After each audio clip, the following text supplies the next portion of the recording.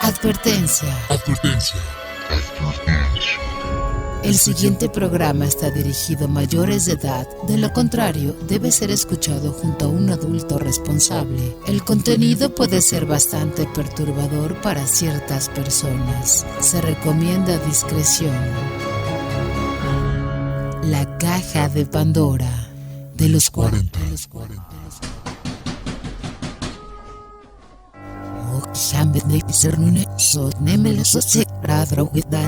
El mundo está lleno de misterios, terror, personajes sangrientos, momentos sobrenaturales, enigmas y todo el conocimiento paranormal. Los antiguos dioses nos han dado la capacidad de guardar estos elementos en un recipiente mágico, pero tu curiosidad hará que cada tanto tengamos que abrirlo. ¿Te atreves a destapar este oscuro elemento junto a nosotros? Recemos. Se abre entonces la caja de Pandora de los 40.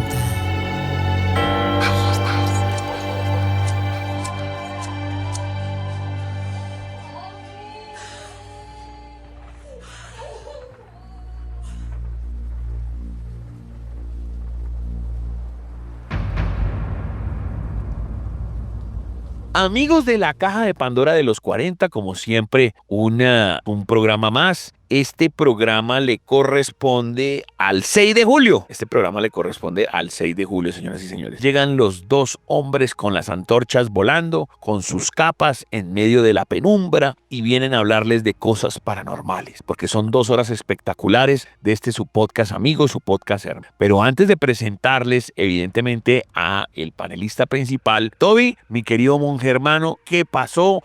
¿O qué piensa de todo lo que se ha vivido en este mes con el trabajo que usted realizó? Sancho, no, la verdad es que yo siento que es una misión cumplida, porque pues para todos los oyentes hay que entender que detrás de cada programa el Chancho y yo manejamos una estructura, nos gusta ser como muy organizados y nosotros tenemos como planeado cada cierto tiempo, no cada mes porque sería algo ya como muy tedioso para todos, de pronto los oyentes, pero sí de vez en cuando traer un especial. Nosotros tuvimos nuestro especial del Cementerio San Pedro, tuvimos nuestro especial también de la Basílica de Manizales, una basílica súper hermosa, donde pudimos hacer el tour y la persona encargada nos contó como la historia de todo lo que pasa en este lugar. Tuvimos nuestro especial también acerca del mes de las ánimas, tuvimos la oportunidad de entrevistar a un animero y así poco a poco pues hemos tratado de que nuestro programa tenga muchísimo contenido y que cada cierto tiempo podamos invitar personas que nos puedan compartir esos conocimientos y pues obviamente agradecerle a Mónica que hizo parte de este especial y que obviamente más adelante la podríamos volver a invitar para que nos hable de otras cosas que ella tiene poder y obviamente pues hacer también una parte interactiva con los oyentes que nos van dejando sus mensajes y que quieren saber un poco más acerca de ese tema paranormal que me parece a mí que es súper importante, Chan. A mí me encanta esa faceta de Toby, ese Toby viajero y para donde él quiera ir. Si él quiere ir, que no, que es que un cementerio en Bojayá, que me encontré un grupo de gente que hace unos ritos en, no sé, en Manizales. Bueno, maravilloso. Esa es la gracia de los especiales o esa es la gracia de las crónicas que hace Toby. Fue muy bacano este mes y hoy va a ser la ñapita de Los Ángeles. Pero no solamente nos vamos a dedicar a eso. Vamos a tener un invitado principal. Mientras les digo quién es, recuerden escribir a numerar la Caja de Pandora los 40, que nuestras redes sociales son @elchancho414, @DJTobyFM y que este podcast se transmite todos los domingos de 8 a 10 en YouTube, luego en las demás plataformas en Los 40 Colombia. Pues señoras y señores, fantasmas. Nuestro invitado va a ser el famoso Joinka, un personaje que se dedica a todo lo paranormal, más allá de escribir, porque también tiene ideas de pues, como el turismo paranormal, él no lo va a explicar ahorita más adelante. Y es un hombre que sabe de entidades, de oscuridad y de fantasmas, pero pues muy basado en la costa. Entonces no se muevan, va a ser un podcast muy bueno, ya les mostramos los contactos, ahora falta el disclaimer. Cada cual según sus creencias religiosas, místicas, populares, científicas, religiosas, mirará si cree o no cree lo que dice este espacio. Nosotros no vendemos verdades absolutas, la idea es que usted analice y diga, oh, sí, no, pero pues usted se va a exponer a 2 horas de pronto una conspiranoia, un dato erróneo, un dato que, oye, ¿qué es eso? Bueno, entre todos trataremos de encontrar la verdad porque nosotros no tenemos la verdad. Y muchachos, recuerden que este es el programa más añejo quizá o el número 1 de los podcasts paranormales. Es la caja de Pandora de los 40. Exploremos historias de fantasmas que acechaban en las sombras. No siento nada. Avistamientos inexplicables en los cielos. Lo único que siento es su miedo. Encuentros con lo paranormal y mucho más. En la caja de Pandora de los 40. La caja de Pandora de los 40.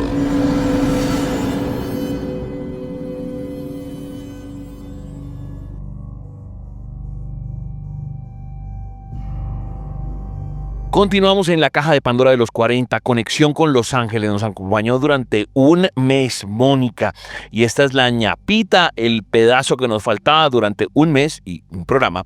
Pues entonces Toby estuvo entrevistando a Mónica y ojalá sea en otra oportunidad que la volvamos a tener por acá. Las conclusiones, los pasos finales de esta reportería, de esta crónica, de esta entrevista en varias secciones que hizo el señor Toby con conexión con Los Ángeles, aquí mismo en la caja de Pandora de los 40. Lo prometido es deuda y nosotros les debíamos un capítulo adicional de nuestro especial de Ángeles y Arcángeles con Mónica, porque nos está hablando acerca de la numerología, del tema que a veces la gente cree que es un karma, pero no, es un aprendizaje, es una persona que uno ve como un espejo y que uno muchas veces refleja las cosas que uno no quiere transmitir en otras personas, o a veces puede que sí sean cosas que usted quiere transmitir, pero que sea Mónica la encargada de contarnos qué es lo que oculta la caja de Pandora. Mónica, nosotros tenemos un pendiente con los oyentes y es que ya ellos saben cómo es la fórmula, simplemente suman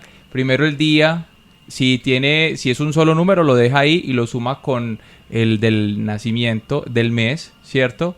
Si usted, por ejemplo, como yo, que es día 15, suma primero el 1 y el 5, luego suma el 1, el 2. Y luego el 2, y luego suma el 8 y el 9, y luego suma esos dos hasta que le quede un solo dígito. Ya hablamos acerca de el 6, el 8 y ¿cuál fue el que usted me dijo? El 7. El 7. Ya, entonces está tachados 6, 7, 8. Rápidamente vamos a decir a los oyentes qué representa el 1, el 2, el 3, el 4, el 5, el 9 y el 0. Para que cada uno haga el ejercicio y sepa qué número le corresponde a cada uno. El 1, ten pensamientos positivos, ten mente positiva. El 2, que tengas fe, que todo va a estar bien. Y el 2, que es la dualidad, o sea, tú eres el que eliges cómo te quieres sentir, pero en este caso que te están diciendo, ten fe, que todo va a salir bien. Okay. El 3 son los maestros ascendidos. El 4, los ángeles están contigo y te están ayudando a encontrar el equilibrio. El 5 son cambios. Vienen cambios importantes, hay cambios constantes. El 9 son cierre de ciclos. Estoy cerrando. Entonces yo ¿sabes lo que cortarse el cabello, que tintura el cero? No, si no es 9, no cierre ciclos.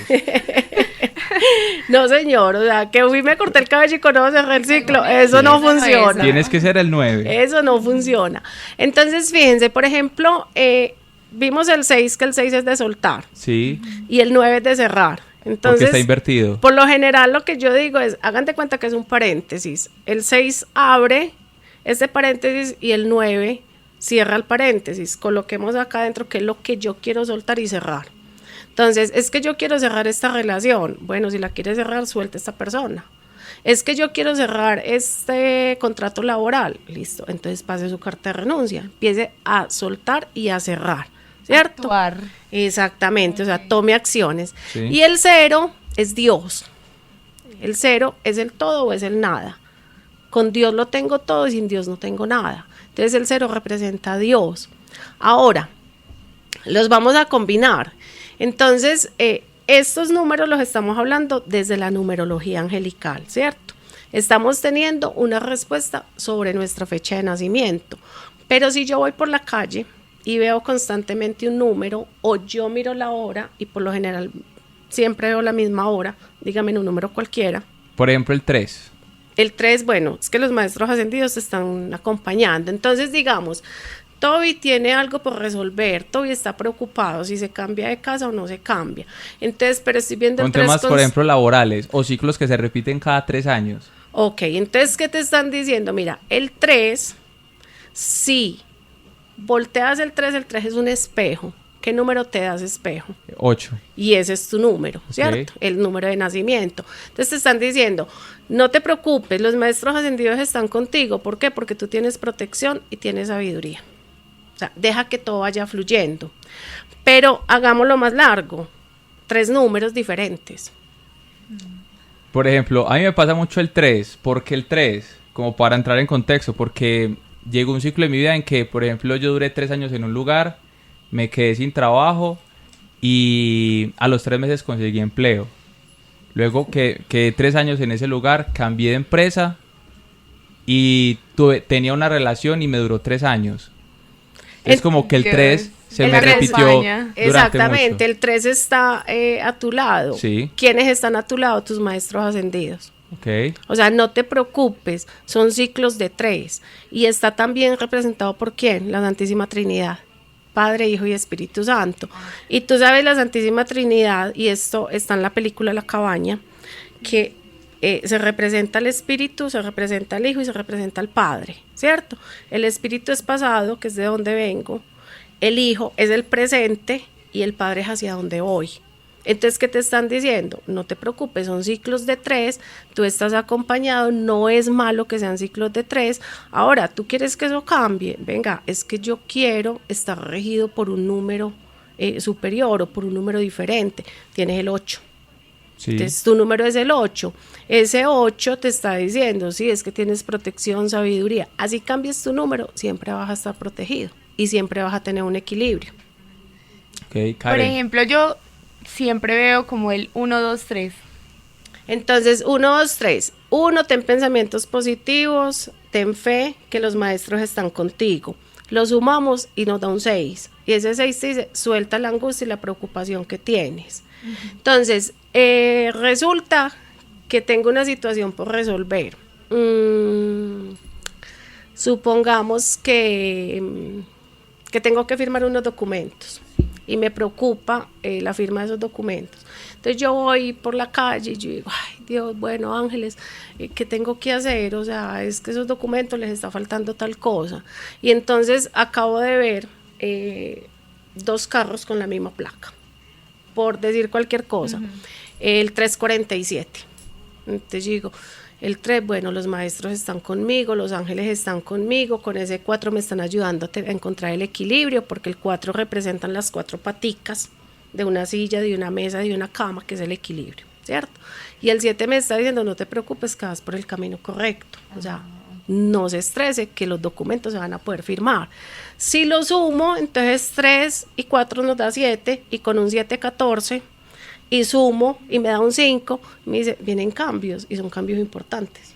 Entonces ahí está todo el mensaje que me están entregando. Entonces, ¿cómo se comunican los ángeles? Con los números es lo más fácil cuando yo empiezo a interpretarlos. Ahora, hay personas que me dicen, pero los cambios son buenos o son negativos. ¿Qué mentalidad tienes? Sí, todo va como en el Como enfoque que uno le quiera poner. Como uno lo tome también. Para mí todos los cambios son buenos. Ah, que fue que salí de la empresa. Bueno, ya aprendí lo que tenía que aprender y voy para otra. Que se terminó la relación, listo, ya aprendí lo que tenía que aprender en esta y decido si me meto en la otra o no. O sea, todos los cambios son positivos, siempre y cuando tú los veas desde esa perspectiva. Porque si yo digo, no, es que más de malas, que pues entonces los cambios que vas a tener. Lo sigue llamando como con la mentalidad que usted tenga. Si usted los cambios los ve mal o empieza como, no, yo no me quería ir y me sacaron, y empieza a hacerle un duelo que podría ser normal, pero si usted no se queda ahí, usted lo va a empezar a ver con otra perspectiva. Exactamente. Entonces, la mejor forma de los ángeles comunicarse es a través de los números. O sea, el número te está dando un mensaje implícito. Las plumas, sí, son muy lindas y también se comunican. De hecho, por acá yo tengo una plumita guardada. que un día cualquiera estaba, digamos que en una situación estresante y le dije a mi mamá y yo, vení, vámonos a ver cómo resolvemos esto. ¿De qué forma? Es que ella me guíe, que me entregue como un mensaje que me pueda como ayudar. Y resulta que me voy y estuve toda la tarde con una de mis sobrinas y en fin, y conversando y tal, y finalizando la tarde llega y me mira y me dice, ¿y usted por qué solo tiene una pluma? Y yo le dije, ¿solo tengo una pluma? ¿Cómo así? Me dice, sí, un arete con pluma, el otro no tiene pluma. Yo le dije, pluma, pues es que los aretes no tienen plumas. Y me dice, claro, mírala. Cuando yo llego y primero me tomo la foto y claro, una plumita acá en una candonga. Y yo, seguimos conversando y la plumita se cayó. Y yo le dije, ya ella vio que sentí que sí estaba conmigo. Entonces, claro, la dejé guardada. Okay. Y yo, fue una respuesta que ella me dio. No te preocupes que no estás sola. Hay plumas grises, hay plumas azules, o sea, y también tienen su significado. Vea pues, eso es Mónica que nos ha acompañado en este especial a través de la caja de Pandora. Mónica, muchísimas gracias y vamos a contar a los oyentes dónde te pueden seguir, si están interesados en alguna consulta, en aprender de ángeles, de comunicación de pronto con esas personas, si es como yo que le interesa tanto dejar de pronto un miedo atrás, o como Karen que quiere dejar sus karmas a un lado. ¿Dónde pueden hacer esa consulta y dónde pueden obviamente aprender un poco más de ti? Me encuentran en @conexión con Los Ángeles. Las terapias en este momento son terapias virtuales por videollamada. Estas terapias tienen una duración aproximadamente de 1 hora y media. Hay casos donde nos podemos llevar 2 horas, 2 horas y media y no hay ningún problema. Todo es por videollamada, incluso las nivelaciones energéticas, y se le manda pues como unas instrucciones a la persona también para una respectiva preparación. Volvemos al punto, no hay karmas, son pendientes que tenemos, entonces entre más me demore para aprenderlos, pues más se van a anclar con nosotros. Para mí es un placer poderlos ayudar, poderlos atender, poderlos guiar. No soy yo, son los ángeles los que, digamos, me utilizan como ese medio, como ese puente. Ellos nos hacen un diagnóstico. De hecho, la sanación con los ángeles se trata de, a través del nombre completo y la fecha de nacimiento, hacer un diagnóstico y nos dan unas recomendaciones. Muchas veces las personas consultan porque es que me va muy mal con los novios, es que siempre resulta el mismo novio, es que siempre es el mismo patrón. Sí, el mismo patrón que encuentro. Entonces, ¿qué es? Puede que no sea ni siquiera situación tuya, sino que puede ser situación de un ancestro, puede ser una sanación que necesitan el clan familiar, la parte femenina. Puede que una abuela por allá hace no sé cuántos años hizo un decreto y en este momento todos estamos atados con el mismo decreto. ¿Por qué? Porque nosotros también heredamos 7 generaciones atrás y esas 7 generaciones equivalen aproximadamente a 400, 500 años. Entonces, dentro de Conexión con Los Ángeles está esa sanación, donde estamos guiando, donde estamos orientando a las personas. Hay unos acompañamientos. Me encuentran entonces en Instagram en @conexión con Los Ángeles y en el WhatsApp en el 312-803-7934. Ahí está entonces, la imagen es unas alitas doradas para que usted identifique la página y esperamos que no sea la última vez que Mónica nos acompañe en este especial, porque ella es una persona que tiene muchísimo conocimiento y lo importante no es quedarse con él, sino ese gusto de poderlo compartir. Sí, total, o sea, incluso he dicto talleres también, hago unos talleres de formación como angeólogas, talleres de manejo del péndulo, de sanación y de liberación de los chakras, explicando qué significan los chakras, trabajos con el cubo sagrado del arcángel Metatrón. ¿Por qué? Porque es que no me sirve de nada tener toda la información para mí y no expandirla, porque para eso me la entregaron también los ángeles, para poder ayudarle a la gente. Entonces, a medida que uno va entregando esta información, es más luz que va viendo afuera, es más luz que nosotros vamos expandiendo. Entonces, el hecho de que una vela encienda otra no quiere decir que se va a apagar o que se va a acabar, sino que al contrario, vamos a poder alumbrar más. Entonces, no es solamente pues porque Mónica hace las consultas, sino que también me encanta poderle ayudar y enseñar a la gente para que ellos también se autonivelen, que no dependan únicamente de la terapeuta, sino que también sepan cómo pueden a veces nivelar su energía. Ahí está entonces, mucha historia que contar, muchos temas más por explorar a través de nuestro podcast. Esto se llama La Caja de Pandora de los 40.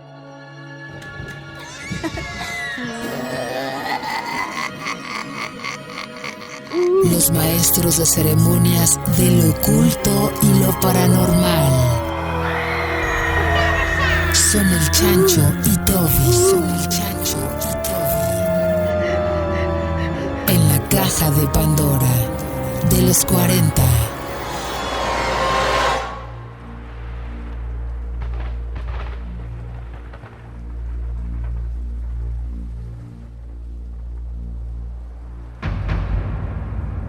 Amigos de la Caja de Pandora de los 40, como siempre un placer, todos los domingos de 8 a 10. Bueno, señoras y señores, tenemos un tema muy interesante hoy con el Joinka, que va a ser nuestro, digamos, invitado principal. El Joinka es un escritor y él nos va a contar incluso ahora de cosas relacionadas con turismo paranormal. A él ya lo hemos tenido en otras oportunidades, en otros programas. Él es de la costa, va a hablar mucho de fantasmas y como eso va a pasar, pues esto es lo que le voy a contar a usted. 3 casos mundiales relacionados, o bueno, europeos, relacionados con el mundo de los fantasmas. El primero, 2023, el fantasma del refugio de los Alpes. En octubre de 2023, 3 alpinistas suizos reportaron haber vivido una experiencia aterradora en el refugio de Aigle, una estructura de madera construida en 1910 a 3.450 metros de altura en los Alpes franceses. Según el testimonio de uno de ellos, Mark Keller, alrededor de las 2 de la mañana, escucharon pasos pesados en la escala interior, seguidos de golpes insistentes en la puerta principal, a pesar de estar completamente aislados por la nieve. El equipo inspeccionó el exterior y no halló huella. Al regresar al refugio encontraron su equipo revuelto y una cuerda de seguridad amarrada en forma de nudo marinero antiguo que ninguno sabía hacer. Los registros del refugio indican que en 1948 un guía de montaña murió congelado tras quedar atrapado allí solo durante una tormenta. Su nombre, Etienne Laroche, ha sido citado en otras ocasiones por los mismos senderistas que afirman escuchar un murmullo que repite: "Il ne faut pas dormir", no debes dormir. Investigadores del grupo de UTETs paranormales de Grenoble realizaron pruebas MF, campo electromagnético, en el refugio y detectaron fluctuaciones anómalas cerca de una vieja chaqueta colgada en un perchero que, según los cuidadores, nadie ha querido tocar en años. Hasta hoy el caso sigue abierto. Otro, la dama del piano en Praga, República Checa, de 2019. En el hotel Juslat Stund, el corazón del casco histórico de Praga, huéspedes y empleados han reportado desde hace décadas la presencia de una figura femenina que aparece junto al piano del salón principal. Sin embargo, en mayo de 2019 una cámara de seguridad captó durante 7 segundos lo que parecía ser una silueta translúcida sentada ante el piano a las 3:17 de la mañana. El video fue analizado por el grupo checo Fenomeni 21 sin encontrar manipulación digital. Según archivos de 1889, el antiguo archivo municipal en ese edificio residió Alberta Horakova, una pianista de renombre que fue encontrada muerta en extrañas circunstancias junto a su piano Stein. La causa oficial fue colapso nervioso y autoinmolación, pero el cuerpo nunca fue completamente identificado. Desde entonces se dice que una melodía incompleta jamás reconocida se escucha ocasionalmente por las noches. El fenómeno aumentó su frecuencia durante las reformas del hotel en 2018, especialmente cuando intentaron mover el piano de su lugar original. 2 trabajadores renunciaron asegurando haber visto a una mujer en ropas de época con ojos negros completos. La habitación más cercana al salón ha sido retirada de circulación turística desde entonces. Y finalmente uno más, los gritos del búnker de Hollywood en Alemania 2020. En diciembre de 2020, un grupo de exploradores urbanos, se llaman los Urbex, ingresó sin autorización al antiguo búnker nazi de Holbach, cerca de la frontera con Austria. Este búnker subterráneo, sellado oficialmente desde 1952, albergaba un centro de comunicaciones durante la Segunda Guerra Mundial. El video que los exploradores grabaron esa noche fue subido a YouTube y muestra claramente gritos humanos en alemán que surgen mientras el grupo se encontraba en el pasillo sur, a más de 20 metros bajo tierra. Un fragmento de audio que fue analizado por el investigador sonoro Lutz Graber, quien identificó frases como "Ich muss es sagen", debo decirlo, y "Verrat", traición. Según documentos desclasificados del Bundesheer, en 1945, un operador de radio fue ejecutado dentro del búnker acusado de intentar alertar a los aliados sobre un traslado de prisioneros. Nunca se recuperó su cuerpo. Tras la publicación del video, al menos 3 investigadores que ingresaron después han reportado síntomas inusuales como pérdida de la noción del tiempo y desorientación extrema. Uno de ellos, Jürgen Pritz, fue hallado 2 días después caminando descalzo por una carretera a 14 kilómetros de distancia denuncia sin memoria del hecho. El lugar ha sido nuevamente cerrado por orden del gobierno regional de Baviera. Interesantísimas estas tres historias que tienen que ver con fantasmas o supuestos fantasmas en Europa. Pero ahora le pregunto sobre estas tres. No sé cuál será mejor. Mire, una sobre alpinistas, otra sobre un hotel. Además, es los fantasmas que tocan piano o los ruidos que son como música. A mí eso me parece escalofriante. Y algo tenga que ver, por favor, con los nazis. O sea, yo no me imagino la energía que tiene que ser algo donde uno ya está de pronto en un campo de concentración o una prisión o un bombardeo, algo donde hayan estado metidos los nazis. Eso tiene que ser una energía asquerosa. Su opinión, querido Toby. Bueno, Chancho, la verdad es que, por ejemplo, yo recuerdo mucho un comercial que sacaba Discovery cuando ellos iban a realizar, ellos tenían un mes en especial donde hacían un especial acerca como del último nazi o que la máquina del tiempo de los nazis. Ellos siempre tenían como algo adicional que hablar acerca de los nazis. Y yo recuerdo mucho que ellos en un punto empezaron a hablar acerca de algo que hacían los nazis y era un tema de, por ejemplo, de los experimentos. Okay. Es que ellos tenían unas bases subterráneas donde ahí vivían científicos que hacían sus experimentos, que trataban de viajar en el tiempo, que trataban de hacer contactos con entidades del más allá. Entonces, digamos que yo recuerdo mucho como ese tema y yo siempre me he preguntado, güey madre, o sea, ¿qué tipo de situaciones o qué, por ejemplo, experimentos extraños pudieron ocurrir en esa época que uno en este momento nunca se llegó a dar cuenta qué fue lo que realizaron? Hay mucha cosa cochina, ¿no? Mucha cosa terrible, mucha cosa definitivamente que quedan esos misterios. Pero el tema de los fantasmas, por eso yo vuelvo y hago un rayón sobre esas energías. A lo mejor incluso, pues eso tiene que tener también sus explicaciones, como cuando hablan de que no, que es que aquí esto está encantado porque aquí hay fantasmas de niños. No, a lo mejor no mataron ahí ningún niño ni hay ningún fantasma de un niño, pero de pronto es un jardín infantil y lo que sea, y hubo tanta energía y el sonido sigue rebotando y rebotando que pues es ese mismo sonido. Entonces, no sé, bombas, explosiones, torturas, tantas cosas que se hicieron en esa época. Una historia relacionada con fantasmas me parece terrible. Como acabo de decir, los oyentes también escriben, los oyentes también son creativos. ¿Qué le mandaron, Toby? A ver, cuénteme. Bueno, por acá tengo una historia que me gustaría que usted diera luego su opinión, pero la envía Camilo Ramírez desde México y creo que precisamente la historia que nos comparte él es de algo que ocurrió en México y dice la cosa del barranco de Esmiquilpan. Okay. Dice, en las afueras de Esmiquilpan, Hidalgo, existe un barranco profundo cubierto por nopales y arbustos secos, al que los pobladores le temen desde hace ya unas generaciones. Según los viejos, algo habita allí, no un animal, no un hombre, sino una mezcla de ambos. Los pastores cuentan que al anochecer se oyen gemidos guturales como llantos de bebé mezclados con relinchos. Y en abril del 2021, 3 borregos desaparecieron sin dejar rastro, salvo por unas pisadas anchas con garras profundas como de un venado con dedos de humano. Don Casildo, un campesino de 73 años, fue el primero en verlo de frente. Decía que bajaba al barranco a buscar una cabra cuando escuchó su nombre susurrado desde la negrura. Al girarse, vio una figura peluda, erguida, con una cabeza que parecía mitad del rostro de una mujer y la mitad del hocico de un coyote. El ser no atacó, pero su presencia dejó un hedor de sangre podrida que se le impregnó en la ropa al hombre durante días. Nadie volvió a bajar al barranco, pero los animales seguían desapareciendo y hasta un perro fue hallado con el pecho abierto, pero sin ninguna gota de sangre a su alrededor. En septiembre de ese mismo año, un grupo de adolescentes grabó un video con sus celulares al intentar acampar cerca del lugar. Lo que lograron captar fue solo un segundo de algo muy oscuro que cruzó corriendo en 2 patas, más alto que el hombre, pero con una cola larga que se movía como un látigo. Gritaron, huyeron y nunca subieron el video completo. Uno de ellos, Emiliano, comenzó a tener pesadillas idénticas entre sí. Soñaba que algo le olía el rostro mientras él dormía y al despertar encontraba pelos negros gruesos en su almohada. Las autoridades declararon el lugar como una zona de riesgo geológico, pero la gente sabe la verdad. Las cosas del barranco siguen allí, ya no solo se llevan los animales. En 2023, una niña de 7 años desapareció mientras jugaba cerca al sitio. Solo se halló un zapato lleno de un líquido espeso entre negro y verde y el eco de un chillido inhumano que, dicen los que estaban cerca, aún flota por las noches entre los mezquites. Nadie ha podido explicar qué es, pero todos en Exmiquilpan Pan saben que no está muerto y que esta situación no ha terminado. Esto lo envía Camilo Ramírez desde México. No sé, Chancho, si a usted le da la impresión como que esto es un relato de pronto como de la zona, como esas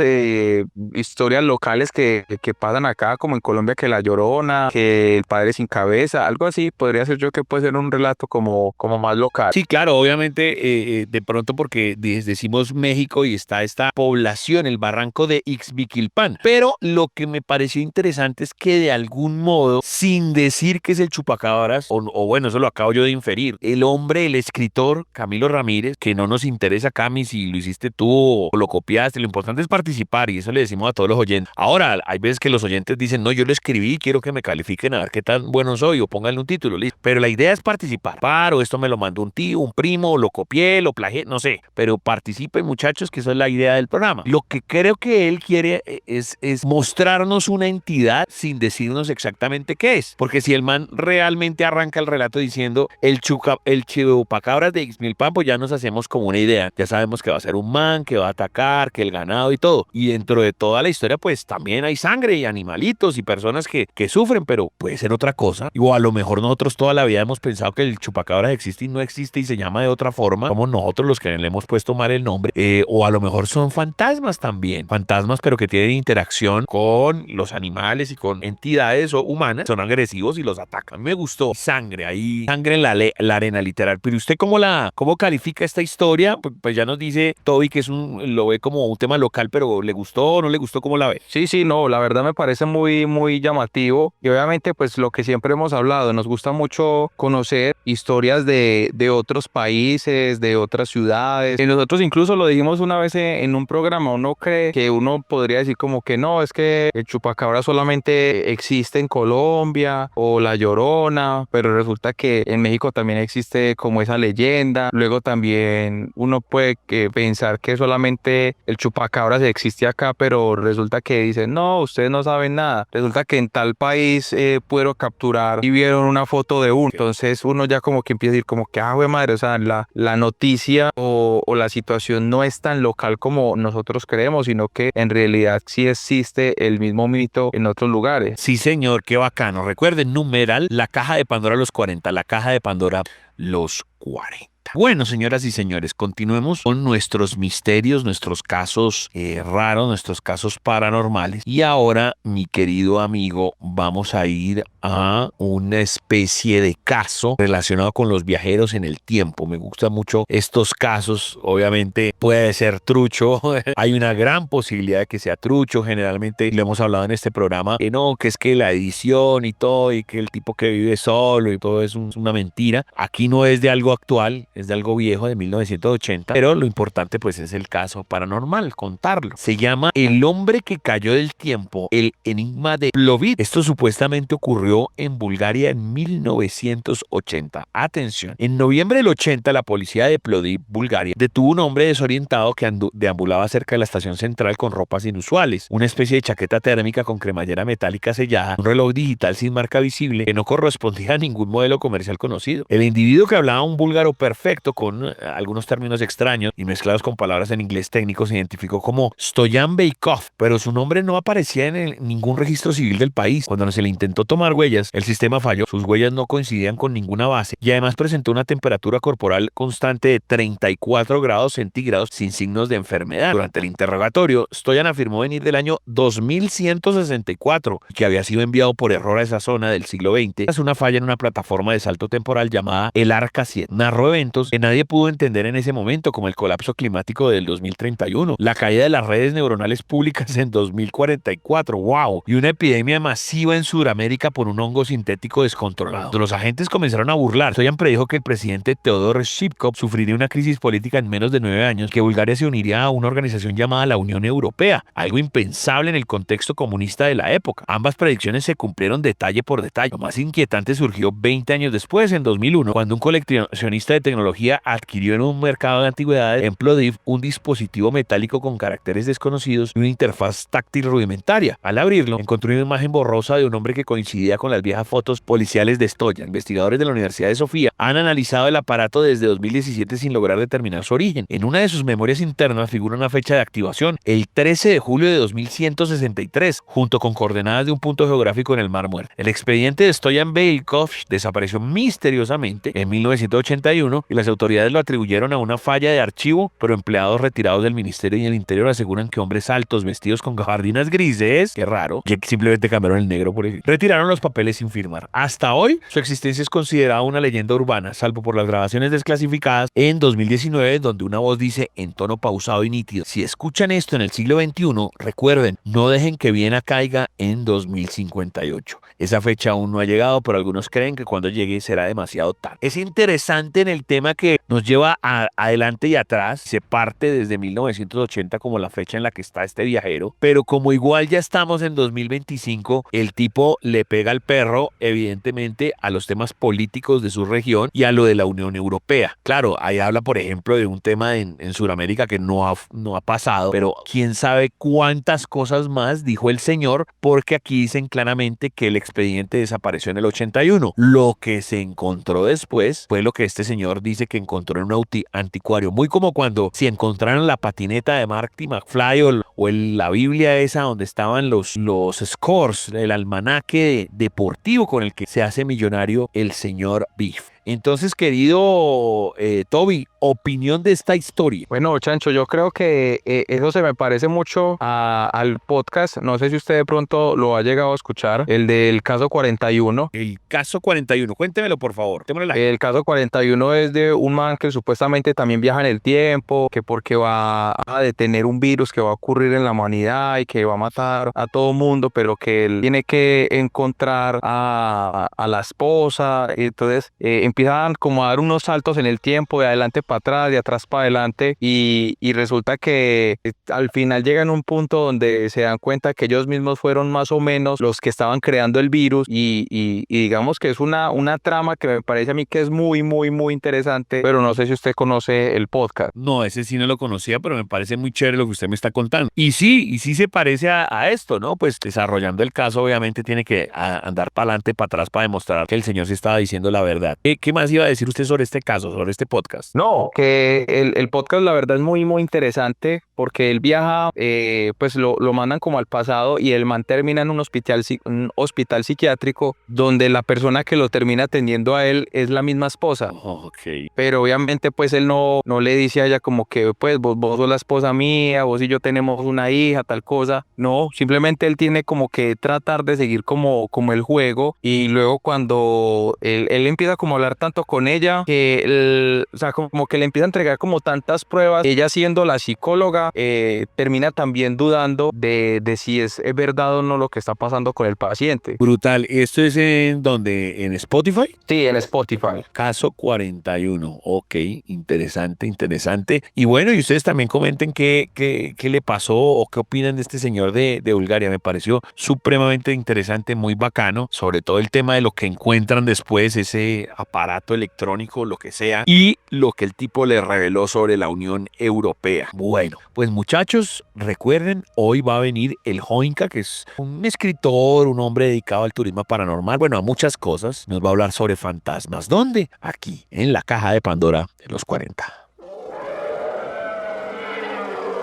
La criptozoología está dentro de la caja de Pandora en los 40.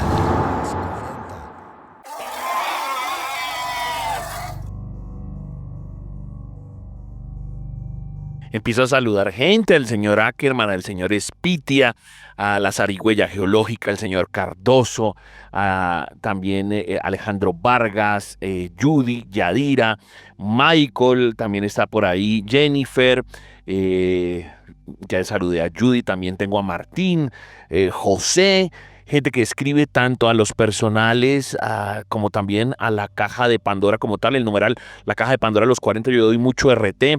el señor Beltrán, el Al-Bajad Mamad, grandes contenidos, cosas de ovnis, de conspiraciones, qué vainas tan bacanas que vamos anotando ahí que nos sirven para documentarnos. Ackerman también muy buen tuitero, el señor Alegría, Pérez 2, gracias a todos, ahí vamos escribiendo, ahí estamos pendientes de ustedes, o bueno, nosotros leyendo, ustedes escribiendo. Tiempo para que aparezca el señor Rafael Jordán con Desapariciones Misteriosas, una súper clásica, el señor Jimmy Hoffa, nuestro tarotista, ocultista y demás, @la 7 sombra, @Rafael Jordán Gel en el resto de redes que no sean Twitter, porque ese de la 7 sombra es en Twitter, aquí en la caja de Pandora de los 40. Hola, mi nombre es Rafael Jordán y para mí es un gusto estar con ustedes esta noche. Hoy vamos a hablar un poquito sobre la desaparición de Jimmy Hoffa. Esta se dio en julio de 1975. Para los que no saben, Jimmy Hoffa fue un personaje que trabajó con la Unión de Camioneros en los Estados Unidos y tuvo una ligación fuerte con la mafia, pero los hechos en los que ocurrieron la desaparición de este personaje ha causado que la imaginación de los americanos y el mundo entero pues se centre un poco más en los detalles y queremos saber todos qué fue lo que pasó en realidad. Como les comentaba, en julio de 1975 Jimmy Hoffa desaparece en un restaurante de la periferia en Detroit. Uno de los asuntos que más alientan esa imaginación es justamente que la última vez que se vio en compañía de alguien, pues estaba acompañado por mafiosos. Jimmy tenía 62 años y nunca más se supo nada de él. Este poderoso líder sindicalista de los transportistas se le dio por muerto, pasado un tiempo sin que jamás se hallara el paradero de su cuerpo, razón por la cual simplemente decidieron declararlo muerto. Pero su caso forma parte de leyendas y del folclore popular. Él es muy famoso en los Estados Unidos. Acá en Colombia no tanto. Sin embargo, hubo una película protagonizada por Sylvester Stallone en donde le cambian el apellido y pues le añaden unas líneas dramáticas un poquito diferentes para generar un poco más de interés, pero hasta ese nivel llega la popularidad de este personaje. Una vez se le da por muerto, pasa un tiempo sin que nadie pues dé con el paradero de su cuerpo, además también es importante que duró muerto el caso, se enterró casi por 50 años. Después de casi medio siglo, el FBI confirma una nueva indagación, es decir, abren de nuevo el caso. Los agentes federales se han centrado en un antiguo vertedero de New Jersey, donde ahora se ubica el campo de béisbol en el que se juegan las ligas de los niños. Este territorio se encuentra debajo del General Pulaski Skyway, un puente de ruta elevada que mide más o menos 5 kilómetros, que discurre sobre un páramo cinematográfico. Hay muchas películas que lo han utilizado. Este queda ubicado más o menos al oeste de Manhattan, cerca de New York, en la provincia de Manhattan, en el sector. Es tan importante que incluso series como Los Sopranos lo utilizaron frecuentemente. Es como un tema icónico en los Estados Unidos. El punto de partida en esta ocasión es la pista que ofreció el hecho de muerte de un ex trabajador del vertedero cuyo nombre es Frank Coppola. Le confesó a un amigo suyo que su padre, también era empleado de esas instalaciones, había recibido la orden de una persona que no logró identificar para enterrar el cuerpo de Hoffa. Lo entregaron entonces en un bidón metálico junto a otros recipientes idénticos, obviamente para poder encubrirlo.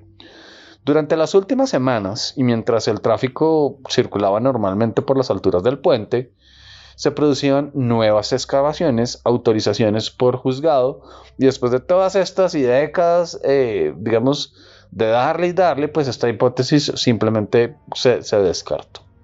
En Michigan, que es el estado donde se produjo su evaporación, tras una cita con capos, los excavadores habían abierto zanjas en diferentes localizaciones como nuevas granjas, carreteras o piscinas. En New Jersey no había sido ajeno en las sospechas, entonces las personas siempre seguían como preguntándose qué era lo que había pasado. Ya hubo una indagación cerca del estadio de los Giants que estaba en construcción cuando se produjo la desaparición del entonces ex jefe sindical que luchaba por recuperar la poltrona perdida. A él lo desheredan, por ponerle un nombre, del liderazgo de este sindicato. Y después él estaba buscando justamente volver a esa cúpula. Su caso fue cuestión central en El Irlandés, que es un film de 2019 dirigido por Martin Scorsese, en donde se ofrece otro final diferente. Según la versión de él, Hoffa fue tiroteado por su amigo Frank Sheeran y su cuerpo fue incinerado posteriormente. Esta teoría que expuso Sheeran en su libro antes de morir ha sido totalmente descartada por los expertos. Sin embargo, existe una coincidencia de que más que improbable es una suposición. Lo que dicen los expertos acerca es que sí pudo pasar, pero dentro de la narrativa se asumen cosas que realmente no parecieron pasar así.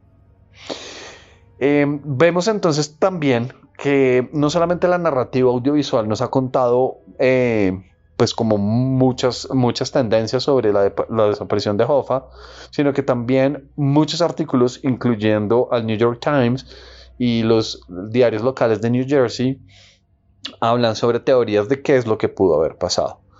Entonces también dicen que en el verano de 1975 Hoffa intentaba recuperar la sendada perdida y había caído de la poltrona del poder, como les comenté anteriormente.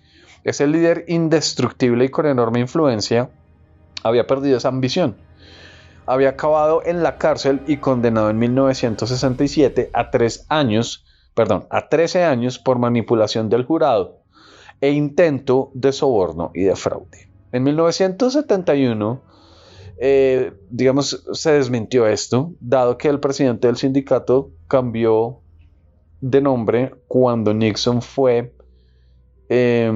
presidente y le conmutara la pena. Entonces dice que salió libre en 1972, con la condición de no volver a optar a dirigir lo que se llamaba en este momento el Team Master, que es justamente esa posición que él tenía. Sin embargo, él no pudo resistir dicha tentación e intentó recuperar ese liderazgo, esa gloria con la que solía vivir, lo que no fue muy bien recibido por la generación de dirigentes, pues lo volvieron a sustituir, ¿no? Entonces, los nuevos, por ponerle un nombre, simplemente no estaban de acuerdo. Se va tejiendo la historia donde simplemente se dan muchas teorías de qué fue lo que pudo haber pasado con Hoffa. Al final del día, nunca se supo.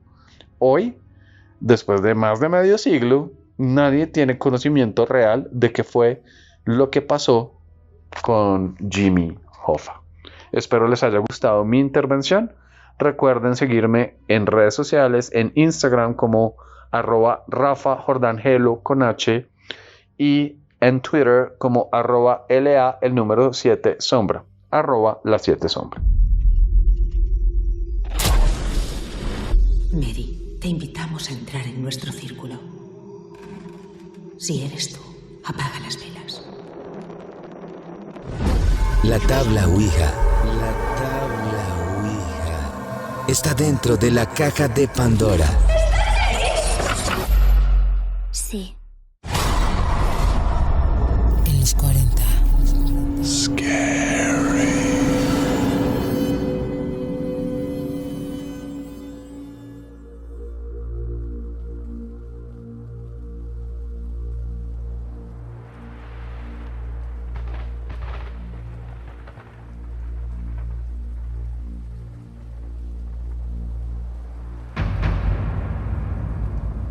Amigos de la Caja de Pandora, los 40, programa concerniente al 6 de julio. Ya tuvimos la última ñapa del especial del mes de Ángeles, es decir, tuvimos un mes y una ñapita. Y más adelante vendrá por acá nuestro amigo el Joinka a hablarnos de fantasmas. Recuerden que cuando nosotros bautizamos los episodios del podcast lo hacemos con base en el panelista principal, pero nos gusta que esto sea como una especie de TikTok radial, que saltemos de lado lado, porque a la gente le gusta la variedad de las cositas. Como le gusta la variedad de las cositas, entramos en las notas y nuestro amigo Toby siempre tiene sus conspiranoias, sus cosas locas, sus vainas bizarras. Yo creo que apunta para otro coronavirus, ¿o qué es lo que pasa con los murciélagos? Cuénteme. Bueno, Chancho, yo creo que la humanidad se dio cuenta que no se puede estar confiando como netamente de, venga, ya pudimos revertir este tema de este virus, párelo ahí, sígalo donde íbamos. No, o sea, yo siento que la humanidad cogió como una conciencia de seguir estudiando el tema de los animales, y es que los científicos descubrieron 20 nuevos virus en los murciélagos chinos, 2 relacionados con patógenos mortales, y es que dicen que han identificado 20 virus previamente desconocidos en murciélagos de la provincia de China de Yunnan, entre los cuales 2 están estrechamente relacionados con virus mortales como el Nipah y el Hendra, que pueden causar una inflamación cerebral fatal y enfermedades respiratorias con tasas de mortalidad de hasta el 75%. El hallazgo se reaviva las preocupaciones sobre el riesgo de los patógenos animales que pueden infectar a las personas. Entre los hallazgos destacan pues los que ya le había comentado, y dice que también esto tiene una capacidad de causar brotes mortales. De acuerdo con la revista, estos virus fueron encontrados en los murciélagos frugívoros que viven cerca de las áreas agrícolas, donde la orina de los murciélagos puede contaminar frutas consumidas por personas o ganado. Pues la verdad, Chancho, es que termina de aprender muchísimo, porque ellos dicen que el tema climático pues también ha ayudado a que estos virus sigan creciendo muchísimo más. No sé si usted cree que de pronto esto puede llegar a hacerlo como una nueva pandemia, y a mí me late, Chancho, que sí podría ser así, por el hecho de que pues imagínense, por ejemplo, estas personas recogiendo cultivos o de pronto dándole a sus animales de granja estos mismos alimentos, y usted no sabe si esa fruta pues la pudo haber orinado un murciélago, si de pronto el murciélago pasó volando y defecó o orinó encima de los alimentos de los animales que usted tiene en la granja. Entonces me parece a mí que puede ser una cosa ya muy de salud pública. Sí, y me preocupa además otra cosa, y es el bicho per se, porque como claro, después de lo del corona, ese bicho quedó marcado para siempre, pues también pobrecito, o sea, lo que generaría también odio en el bicho, que lo desaparezcan para siempre. Y realmente, aunque sí, digamos que él es como el huésped, son muchas las condiciones que hacen que el hombre cargue con eso, pero a lo mejor no necesariamente es él el que lo produzca. Usted mismo lo acaba de decir. A veces me acuerdo de cuando vimos Ratatouille, que el hombre trata de defenderse y dice, sí, todo el mundo dice que las ratas somos lo más asqueroso, pero si usted se pone a pensar, no eran propiamente las ratas, sino era una pulga o un microorganismo dentro de la caca de las ratas lo que realmente causó la peste negra. Toby, como siempre, asustándonos con sus murciélagos. Pero continúo yo. Ahora voy yo. Cosas que suceden en YouTube ahora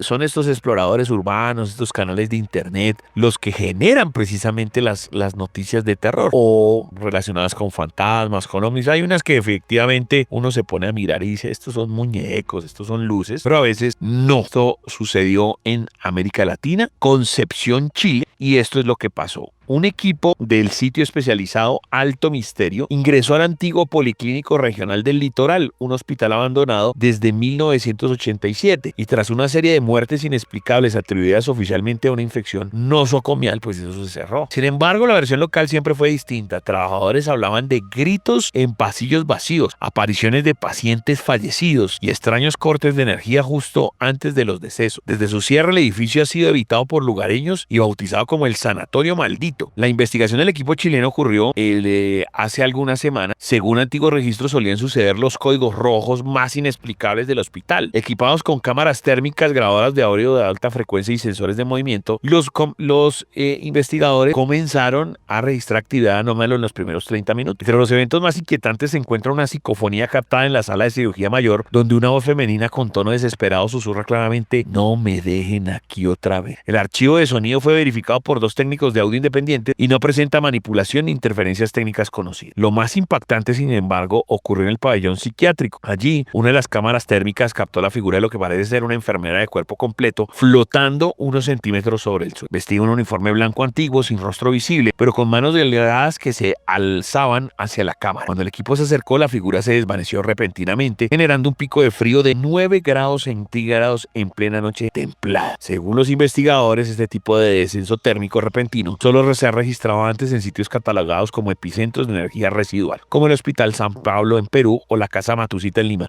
Esa Casa Matucita también es una clásica y aquí también ya la hemos hablado varias veces porque es un clásico de lo paranormal. Tras la experiencia, 3 de los 5 integrantes del equipo reportaron efectos físicos y psicológicos inusuales como insomnio severo, alucinaciones auditivas y en un caso una aparición de hematomas en la espalda en forma de dedos. Todos coinciden en que estos síntomas comenzaron la misma madrugada posterior a la grabación. El material recopilado será presentado en un documental que se estrenará pronto. Mientras tanto, las autoridades locales han reforzado la vigilancia en el perímetro del hospital, pero no para proteger el edificio, sino para, según un guardia, para que nada salga de allí otra vez. Señoras y señores, esto es lo que ocurre en YouTube y en resumen pues es nada, equipos de esos que hacen exploración urbana, investigación paranormal y se termina colando el fantasma de una enfermera. ¿Algo que decir de este caso, querido Tobicín? Sancho, a mí me sorprende mucho, digamos que uno sí escucha casos de esos temas de los hospitales, pero uno simplemente escucha como historias. Yo creo que si por ejemplo las enfermeras, los médicos así trabajan en la mañana, en la noche, o de pronto los mismos vigilantes empezaran como a contar lo que pasa en estos sitios, yo creo que saldrían muchísimas historias, se podrían escribir muchísimos libros. Sí, claro. Sí, menos mal estos tipos, bueno, tienen ahí algo de evidencia. Siempre son las historias de, bueno, yo vi un paciente, yo vi un sangre, o vi un médico, o vi un ruido, y finalmente ya, como decimos, este hospital está cerrado, pero lo que lo obligó a cerrar fue el componente paranormal, según ellos, ¿no? Según ellos. Pero nos queda todavía una nota, Toby. Usted me habla de un avión loco, de un avión del fin del mundo. A ver, por favor, desarrolle. Bueno, Chancho, yo creo que de todas las noticias que yo he llegado como a entregar aquí en la caja de Pandora, yo creo que esta es una de las que merece un video que de hecho se va a publicar en los 40, y es que pues obviamente usted sabe que el tema de la guerra ha estado muy activo por estos días, Rusia contra Ucrania,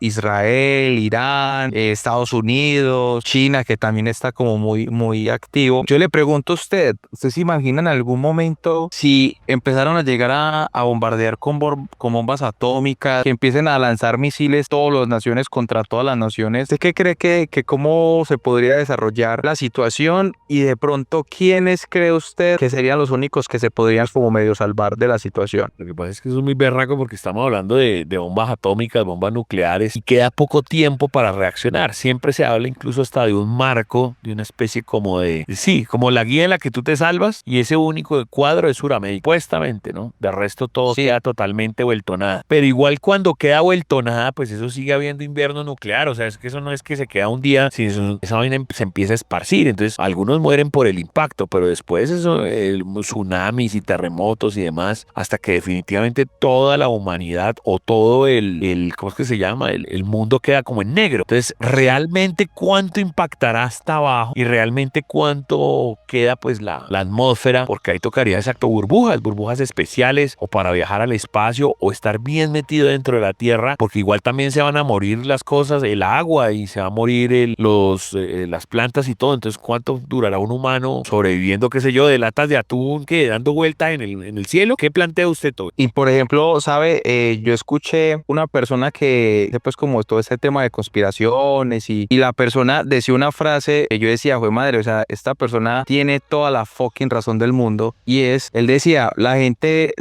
cree que todo mundo va a tratar como de sobrevivir, y en realidad la gente debería es de pedir que sean los primeros en morir. Sí, porque después es como en la agonía, ¿no? Exacto, porque entonces ya entra la situación que usted dice, como que venga, o sea, la persona quedó viva, pero va a empezar a pelear por oxígeno, por comida, por agua, va a tener que empezar a buscar recursos, y eso va a ser una agonía todos los días pensando en qué es lo que le va a pasar, o si va a llegar otra persona persona y lo va a matar a usted por quitarle lo poquito que tiene. O si usted, por ejemplo, está con su familia, ¿quién es el que se va a sacrificar por no comer para que los demás sobrevivan? Oh, muy fuerte, muy fuerte. Los búnkeres también, porque bueno, aquí hablaríamos de algo del cielo, pero los búnkeres también sin saber qué tanto penetran, qué tanto aguantan. ¿Será que aguanta más de un año alguien ahí? Y bueno, igual tiene que salir. Y es que finalmente si usted sale después de un año, igual ahí va a estar el invierno nuclear, entonces no sé. Pero lo que usted dice de un avión, entonces es que vivir entonces en el cielo todo el tiempo. Bueno, pues la noticia que les traigo, Chancho, es básicamente de algo llamado el avión del fin del mundo, o muchos lo pueden conocer también como el avión del juicio final. Pues resulta que este avión se usó en los atentados del 11 de septiembre y este avión es llamado el E-4B Night Watch, así, E-4B Night Watch, y es conocido como el avión del juicio final. Este avión es parecido a un Boeing 747, pero es militarizado. Una de las características es que sus medidas son, por ejemplo, 70 metros de longitud, tiene una altura de 20 metros, está equipado con centro de comando, sala de crisis, está blindado contra pulsos electromagnéticos y ataques nucleares. Puede volar hasta 12 horas sin parar y además se puede reabastecer en el aire. Y se dice que este avión incluso ha llegado a estar en el aire sin tocar el suelo 35 horas. Puede albergar unas 130 personas y puede volar 3 veces más alto que un avión comercial. O sea que desde la tierra no se podría ver el avión en el cielo. Tiene un costo de $223 millones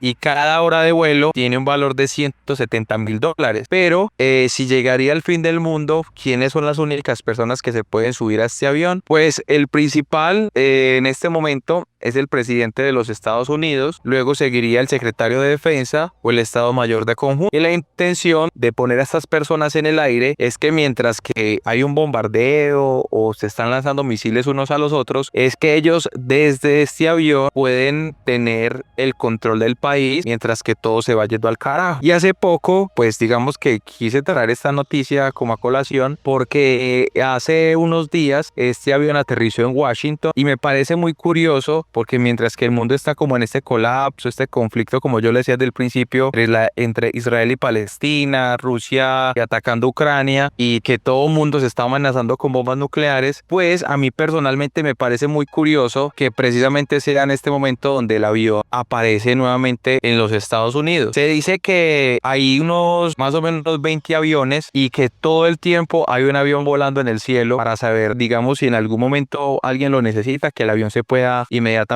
trasladar. Y otra de las cosas que llama mucho la atención es que el avión, mientras que está en el cielo, se puede comunicar con cualquier persona en cualquier parte del mundo. Simplemente si la otra persona tiene un teléfono, este avión tiene la capacidad de poder comunicarse con esta persona. Pues hombre, eso, o sea, mientras es un tema como de guerra logística, como para que no se muera el líder, sí, pero ya después, cuando efectivamente estallan las orugas nucleares, yo creo que eso se vuelve inocuo, porque pues pueden seguir mandando órdenes y todo, pero no sé cuánto puedan aguantar más volando y así usted abastezca.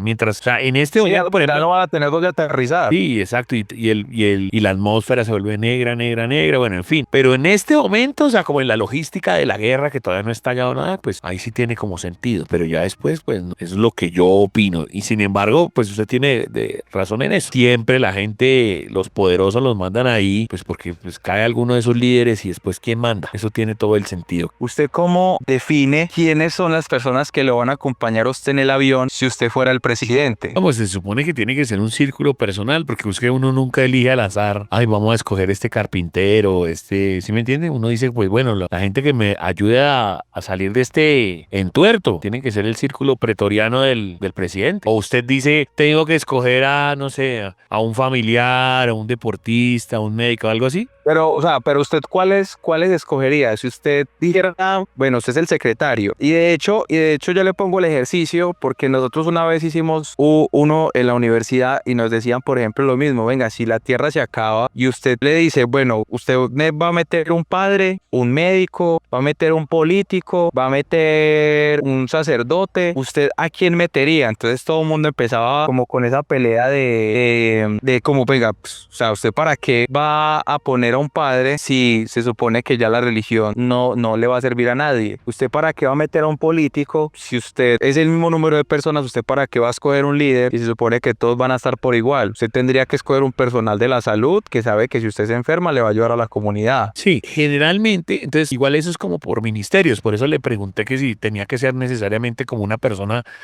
reconocida. No, la fácil, yo sí iría por los ministerios. Entonces, supongamos, hay un ministerio de salud, hay un ministerio de educación, hay un ministerio. Entonces, el ministerio de deporte, Martín Dalorzo. Evidentemente, si usted fuera un político decente, Martín Dalorzo debería ser un deportista el triple. No sería un man que, no, es que a mí me dieron el ministerio porque soy un perro. No, tendría que ser un monstruo. El ministerio de salud tendría que ser el neurólogo más salvaje de la historia. ¿Sí me entiende? Si usted denominó en sus ministerios a las personas más idóneas para ese puesto, los de los ministerios, salud, deportes, educación, así. Esos serían los que se irían conmigo. Para, obviamente, pues si explotó todo, pues esas son las personas que supuestamente saben del mundo y lo podrían reorganizar y rearmar, ¿no? Se supone. Sí, se supone. Y usted, si le gusta el tema del oculto, lo paranormal, lo misterioso, aquí seguimos en la caja de Pandora de los 40. Las brujas.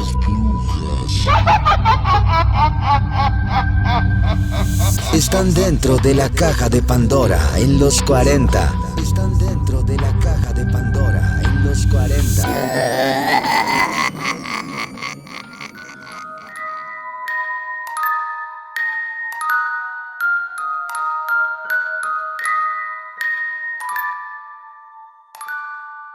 Continuamos en la caja de Pandora de los 40. Recuerde usted, para sintonizar, el programa es muy sencillo, todos los domingos de 8 a 10 de la noche. Le recomendamos que lo haga en este momento, pues en vivo y en directo, porque es la noche, mientras usted hace sus trabajos, sus cosas, que el colegio, que la universidad, que las vacaciones, de pronto se fuma un cigarrillo, vapea, si no vapea, pues nada, toma un whisky, aguardiente, tinto, me he dicho lo que quiera, mientras revisa un libro, revisa la televisión, revisa las redes. Pero si no, por eso es podcast. Entonces hay gente que lo escucha en la mañana, en la tarde o muy en la madrugada. Listo, como usted quiera. Recomendamos hacerlo de noche porque es un podcast paranormal y obviamente tiene mucho más sentido y el misterio se ahonda más. Entonces, como cada uno quiera, con las recomendaciones que quiera, ahí está para que usted lo pueda hacer. Y recuerde la comunicación con nosotros, @elchancho414, @DJTobyFM, @los40Colombia, numeral la caja de Pandora los 40, súper pendiente del numeral, es súper interactivo y la gente ahí deja sus notas, sus GIFs, sus fotos, sus videos, que el youtuber, que el podcast, y nosotros entre todos construimos con lo que ustedes también vayan encontrando. Toby no solamente hace el tema de la reportería, ya pasó el tema de Los Ángeles con Mónica, sino que ahora también investigaciones. Eso es lo que yo llamo el terror real, cuando hay masacres, cuando hay genocidios, investigaciones y estos temas tan oscuros de nuestra Colombia profunda, al rojo vivo, que la guerrilla, que los narcos, que los paramilitares. Pues bueno, ese es el terror real, porque la muerte real no es que yo vi un fantasma, no, esto es la muerte real. ¿Y dónde sucedió? Sucedió aquí en Colombia y nos lo cuenta DJ Toby en la caja de Pandora de los 40.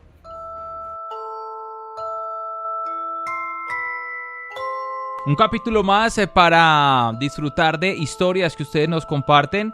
Historias impactantes, otras poco creíbles y otras que definitivamente serían de no creer.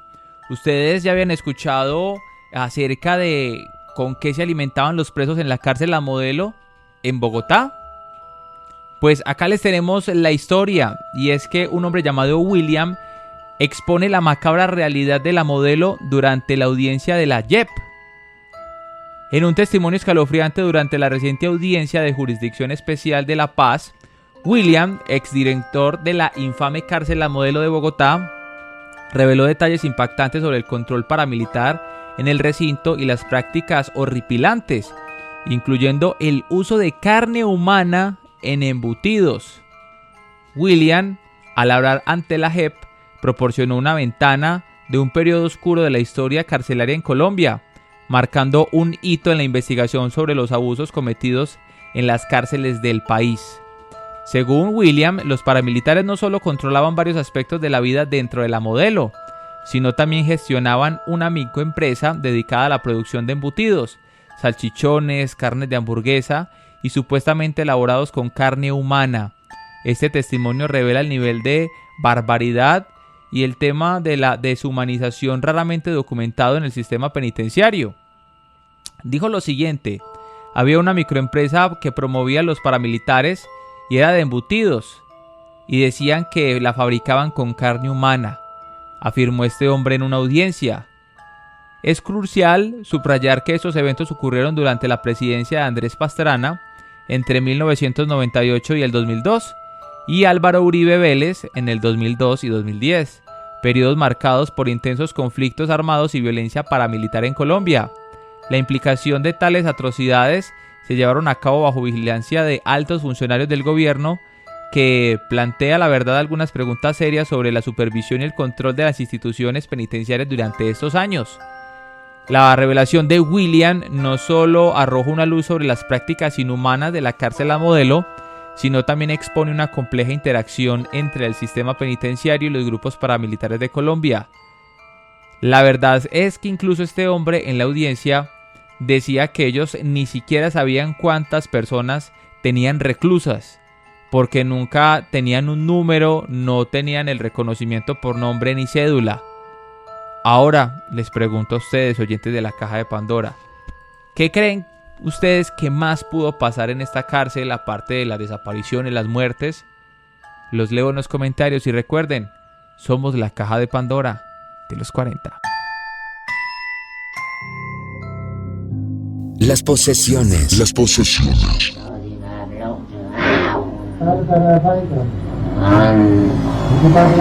Están dentro de la caja de Pandora. En los 40. Nera Oxone.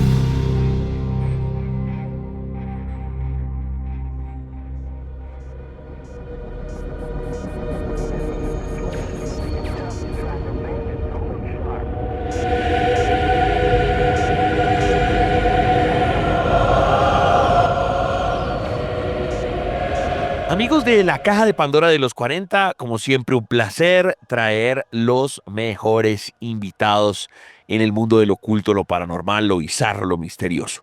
Algunos de la vieja data, algunos del programa añejo, otros de esta nueva temporada, si se puede llamar así, porque ya llevamos un año largo.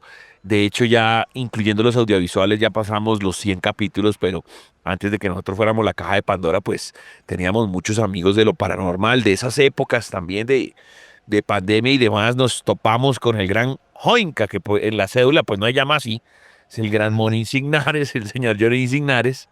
Y me gusta traerlo porque el hombre desde la costa nos trae unas cosas maravillosas relacionadas con el turismo paranormal y obviamente con la escritura paranormal. Pues como digo, yo a él lo conozco por el Instagram, por el username, que es el Joinka, pero él se llama Johnny Insignares. Pero si Johnny se presenta desde lo paranormal, ¿qué dice? Con las buenas noches, ¿cómo se presenta Johnny? ¿Escritor, turista, paranormal? ¿Qué dice? Bueno, buenas noches. De verdad que genial estar de vuelta en este espacio para hablar de algo que nos gusta mucho y es el tema de apariciones, fantasmas, espectros, como espíritus, como uno quiera pues llamar. Pues yo creo que me puedo presentar como periodista de misterio. Creo que mi labor como comunicador social, y creo que en esta etapa de mi vida, es investigar la ciudad para comunicar la ciudad desde el punto de vista de lo paranormal. Entonces, puedo decir que soy periodista y escritor. Excelente. Y obviamente por muchas situaciones que han pasado en los últimos años, el hombre se ha vuelto viral por sus libros, incluso por algunas investigaciones medio polémicas, porque por allá una vez se metió en una fiesta y quedó embalado porque haber dicho la palabra fantasma, pero sí era real porque sí habían fantasmas. Pero los libros, o sea, para el que nunca haya leído un libro del Joinka, ¿cuáles son los libros? Sí, bueno, tengo 3 libros. El primero que publiqué se llama Fantasmas del Prado. Para la gente pues, que no conozca Barranquilla, el barrio del Prado es un barrio pues ícono, histórico, la primera urbanización, no solamente, primera urbanización moderna, no solamente de Colombia, sino a nivel Suramérica. Entonces, un barrio de lujo de la década de los 20 y pues que hoy guarda mucho misterio en medio de sus grandes mansiones. Inició como una caminata, recorrido pues que se hace todos los sábados en la noche aquí en Barranquilla con mi proyecto City Lover, y de la caminata saltó a un libro. Sentí que fueron tantas las historias y pues qué chévere pues poder dejarlas registradas en este primer libro que es Fantasmas del Prado. Luego publiqué Fantasmas del Centro. Obviamente yo siempre he dicho que centro histórico que se respete tiene fantasmas. Obviamente pues las zonas más viejas de cada ciudad, y pues Barranquilla no es la excepción. Entonces es un libro que se concentra historias de apariciones y todo lo paranormal dentro de nuestro centro. Y el año pasado, en el 2024, saqué mi tercer y último libro que se llama Fantasmas de Barranquilla, que ya pues no es específico de una zona, sino pues que ya es historias generales de diferentes esquinas de la ciudad.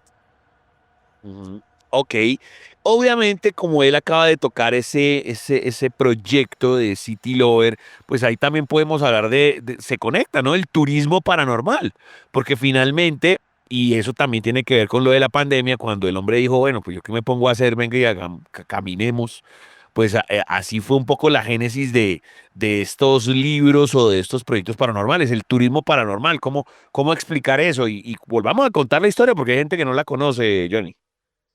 Claro, fíjate que es curioso ese tema del turismo paranormal, porque yo siempre he dicho en mi discurso que los fantasmas también nos enseñan la historia de la ciudad. Y pues hace poco vengo escuchando un término que, si bien da desde 1996, yo pues muy poco lo había escuchado, y es el turismo oscuro.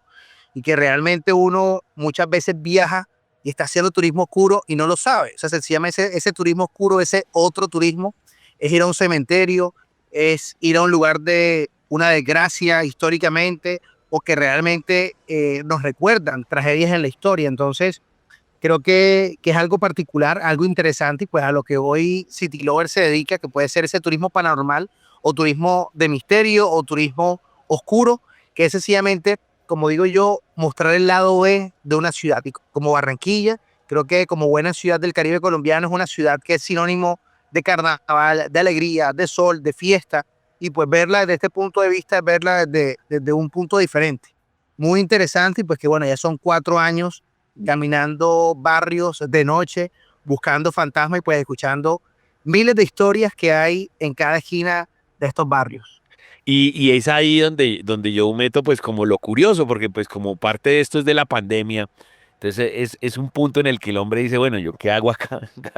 Vamos a dar un borondo, y usted contaba, ¿no? Al principio pues serían 2 gatos, después 3, 4, 5, 100, 2000, y esto se creció el proyecto. Fue así, ¿no? O sea, usted arrancó, no sé, con su mascota, pues.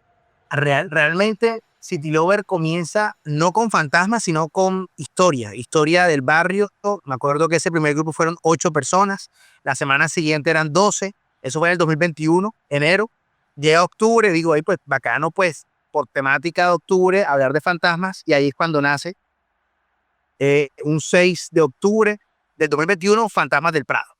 Que supuestamente era una caminata de temporada, o sea, solamente por octubre, pero ya hoy creo que hace parte de la agenda de la ciudad. Es un evento todos los sábados, y pues mucha gente viene de afuera a la caminata, pues una actividad que se ha hecho muy viral en redes sociales.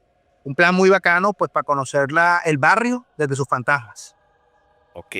Y es aquí donde vamos a mezclar Colombia versus el mundo, porque digamos que esto de la charla con los fantasmas con Johnny es muy interesante precisamente por eso, porque pues ya debe haber cruzado historias precisamente con turistas y demás. Cuando vos empezaste el tema de los libros, claro, obviamente ya tienes todo porque ya está, digamos, el fantasma per se de Barranquilla, pero Johnny nunca tuvo una inspiración de fuera o una historia de afuera, como por decir, qué sé yo, no sé, algo de México, de Panamá, o todo era el material que ya te daba Barranquilla. No, pues realmente creo que esto es una pasión que viene desde la infancia. O sea, yo realmente a la fecha guardo una agenda que data del 96, y en esa agenda yo lo que hago es transcribir historias que me cuenta la gente, dibujando, haciéndolo como un dibujo relacionado a esa historia. Y pues desde pequeño me ha encantado el tema de lo paranormal, el tema de los fantasmas. Creo que viene de mi padre, de Federico, que también ha sido pues un gran curioso del oculto o del misterio, pues crecí con su biblioteca, que eran libros de Carl Sagan, temas de extraterrestres, de ovnis. Entonces creo que ahí me formé en un apartamento aquí en el barrio Boston, en Barranquilla, con ese gusto hacia el misterio. Entonces, de adulto lo desarrollé como en algunas cositas. Sencillamente siempre ha estado en mí el tema de interesarme por crímenes, por apariciones, y pues que a la fecha pues ya siento que de una manera un poco más profesional me dedico a eso, los libros, las caminatas, y pues ya hoy soy como un referente de poder contar esa parte de la ciudad, pues en cada video de redes sociales que se publican semanalmente siempre es lograr destacar una historia diferente alrededor de lo paranormal aquí en la ciudad. Excelente. Entonces, antes de entrar a esos relatos, porque lo que a la gente le gusta son, obvio, las historias, pues primero con la interacción, o sea, cuando usted está en estos grupos, habrá un man por allá de Italia, de México, o hasta los mismos colombianos que dicen, bueno, venga, yo le cuento mi historia. ¿Qué historia recordás así, no sé, extraña? Que uno diga, uy, mire, un man se fue de paseo a Cancún y se le apareció algo en un hotel. ¿Qué interacción hay de ese tipo, Johnny?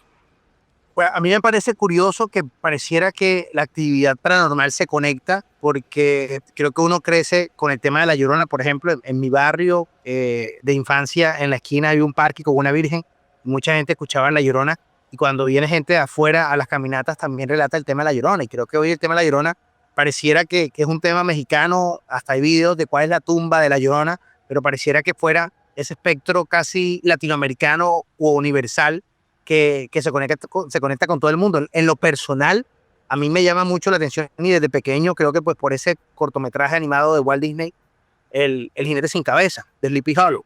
Entonces, y obviamente con esta película de Tim Burton, creo que generó una fascinación. Cuando tú vas a ver muchas historias dentro de los espectros, en los pueblos, de hecho aquí en la misma ciudad, en el barrio, se habla mucho pues de estas figuras sin cabeza. Entonces, los sonidos de las cadenas, o sea, pareciera que existiera una conexión, no solamente local, sino a nivel mundial, de muchas manifestaciones que se parecen. Ok, me gusta eso, La Llorona, porque La Llorona per se es la historia de, pues no tengo mis hijos, o me los robaron, o ella misma los mató y los busca. Bueno, esa historia creo que la conocemos todos, pero me imagino que cuando usted interactúa pues con las personas que hacen la caminata, o usted mismo en sus investigaciones, se topa con las mujeres de la curva, y ahí como que se fusiona en una sola cosa, pero no es lo mismo, ¿no? O sea, como que nosotros mismos hemos mutado y vuelto pedazos esa historia, porque La Llorona no necesariamente es la que se atraviesa en la curva y termina siendo, qué sé yo, Puerto Colombia, Barranquilla, Cartagena, Riohacha. O sea, esa misma mujer está en todas partes del mundo, ¿o no, Johnny? Sí, exacto. Fíjate que en mi último libro, pues yo tengo estos fantasmas de carretera, y obviamente si hablamos yo creo que los fantasmas más famosos en Barranquilla está la novia de Puerto Colombia. Y pues yo en una de las caminatas que hago, que se llama Crímenes y Fantasmas, pues que se aborda un tema de crímenes y de violencia en la ciudad, pues hablo que esa carretera, que es la antigua carretera Puerto Colombia, la que conecta pues el municipio de Puerto Colombia con Barranquilla, para finales del siglo pasado va a ser en esa Barranquilla violenta lo que yo llamo un botadero de cuerpos. De esa violencia, pues muchos cuerpos, para desaparecerlos, se arrojaban en este lado, sumado pues a una noticia muy trágica aquí en 1955. La víctima va a ser una chica, María de Amparo Saravia, que va donde un doctor, el doctor Cepeda, a practicarle un aborto clandestino. Algo pues sale mal, esta chica muere. Este señor lo que hace es pues realmente literal cortar en pedazos todo el cuerpo de esta chica. Y pues yo me acuerdo que mi bisabuelo me contaba que el doctor Cepeda había arrojado por toda la ciudad, en diferentes partes, maletas con diferentes partes del cuerpo de esta chica. Cuando uno realmente busca la prensa de 1955, se encuentra solo una maleta en el kilómetro 10 a esa antigua vía Puerto Colombia. Entonces ya ahí tenemos un evento trágico, sumado a que para los 90 y 80 muchos rumbeaderos quedaban en Puerto Colombia, y la gente en Barranquilla iba a rumbear allá. No estaban todas estas leyes de tránsito, y pues mucha gente borracha regresaba de noche en sus carros, y vamos a tener infinidad de muertos, de accidentes. Hay una historia muy trágica de una señora que me comparte cómo muere su tía de joven en una noche de fiesta.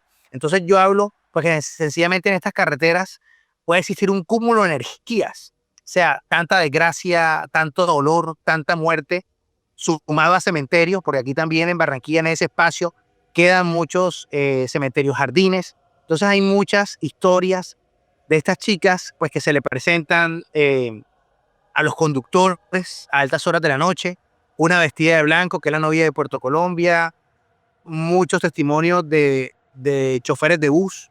Incluso yo recuerdo muy bien en mis años de estudiante en la Universidad del Norte, que obviamente queda al lado del cementerio, en esta vía, entrevistar a un señor pues que la vio, se accidenta, pierde varios dedos de la mano. Entonces yo creo que aquí en Barranquilla, ese fantasma de la curva, o la novia de Puerto Colombia, que se conecta con muchas historias de carretera y de fantasmas a nivel mundial, sencillamente por esa tragedia de tantas muertes en estos espacios.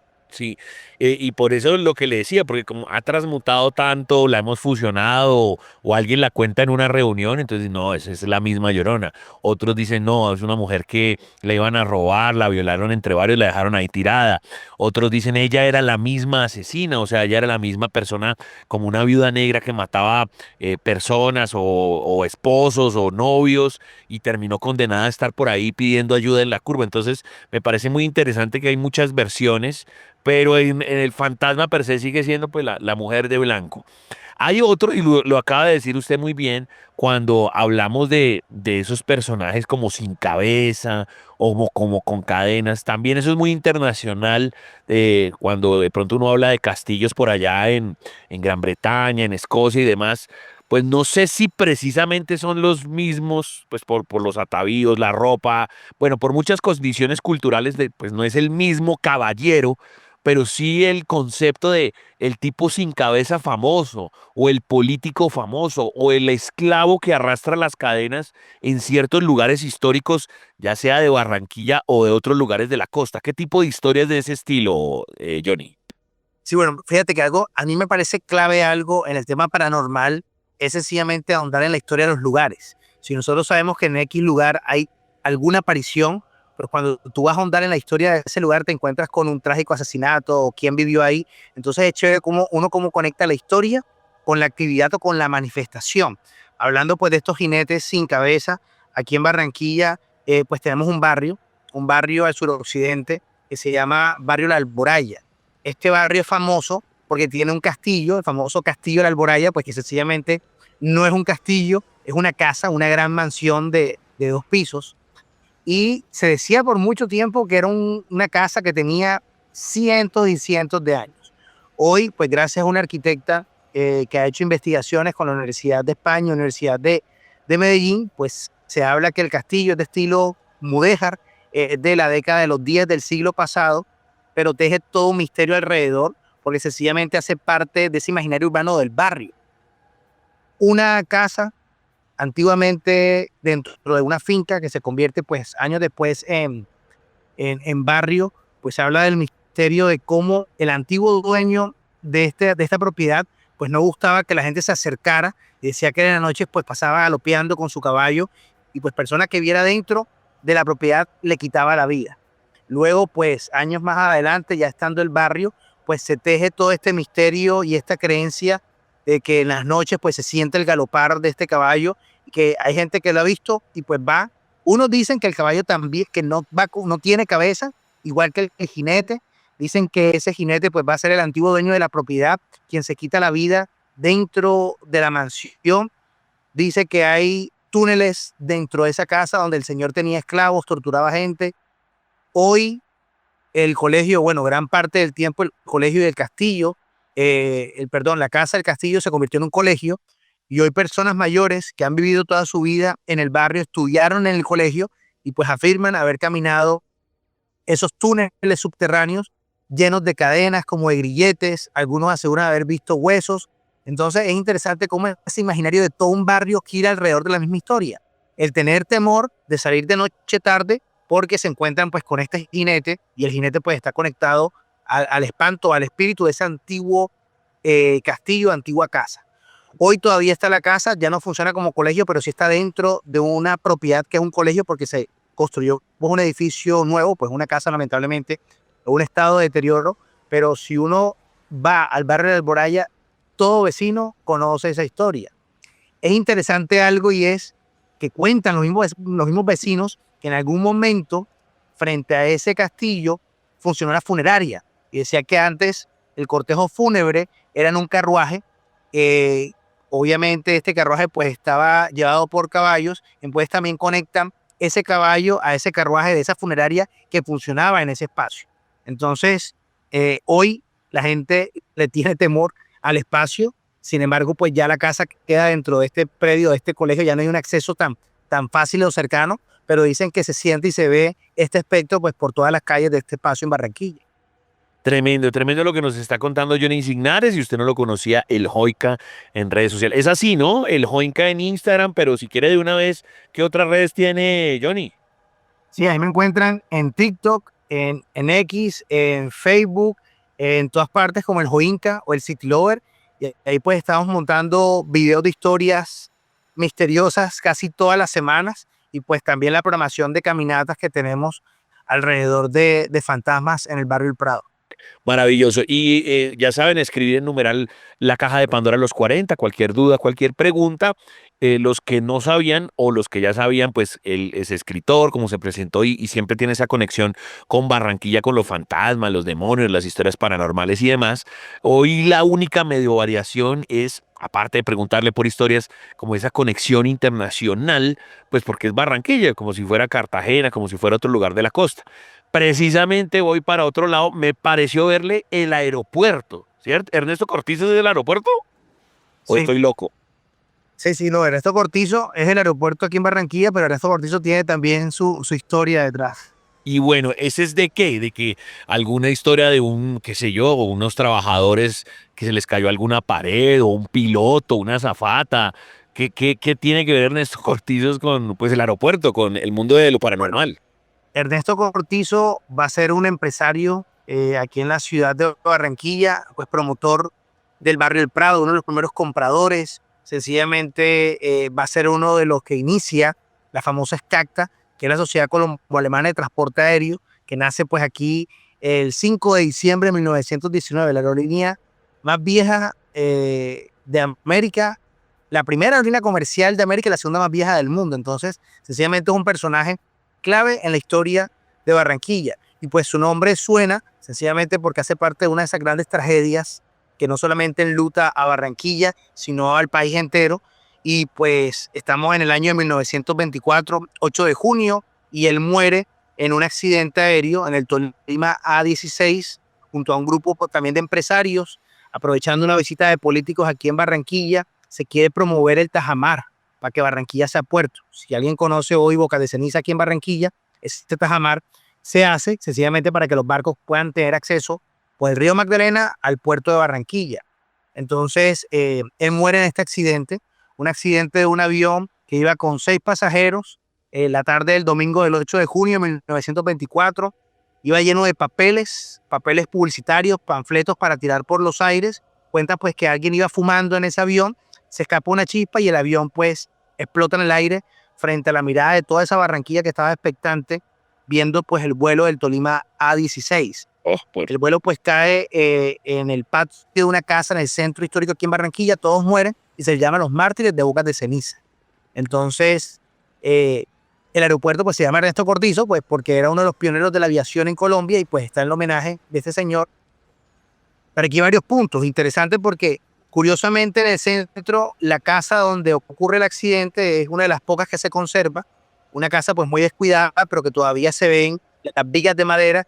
Pues al visitarla, las personas que la habitan dicen que una de las vigas todavía tiene uno de los como hachazos que le da un alerón de ese avión, y cuentan, pues ellos hablan del espíritu de un alemán que se ve en la casa. Y pues hablan de historias siniestras dentro de la casa, que además está pegada con un motel en el centro, y pues está la historia de una pareja que va a este motel y pues se les presenta, cuentan ellos, que una figura casi calavérica dentro de la pieza y que se desaparece. Entonces, yo sí creo a veces que donde tenemos el punto de la manifestación, tenemos, no sé si un radio alrededor que permite que se mueva y que si bien no es el predio mismo, pues hay gente que ve cosas muy cerquita, vecinos del lugar de los hechos.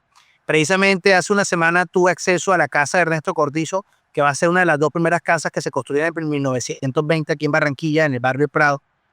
Entré, porque hoy pues le pertenece a una institución pues que nos dejó entrar, una casa pues muy abandonada, pero fue interesante entrar y conocer esa casa, de donde sus hijos cuentan pues en crónicas que lo recuerdan a él vestido de blanco, bajar las escaleras, despedirse, decirle a sus hijos que se asomen al jardín porque los va a saludar desde el avión.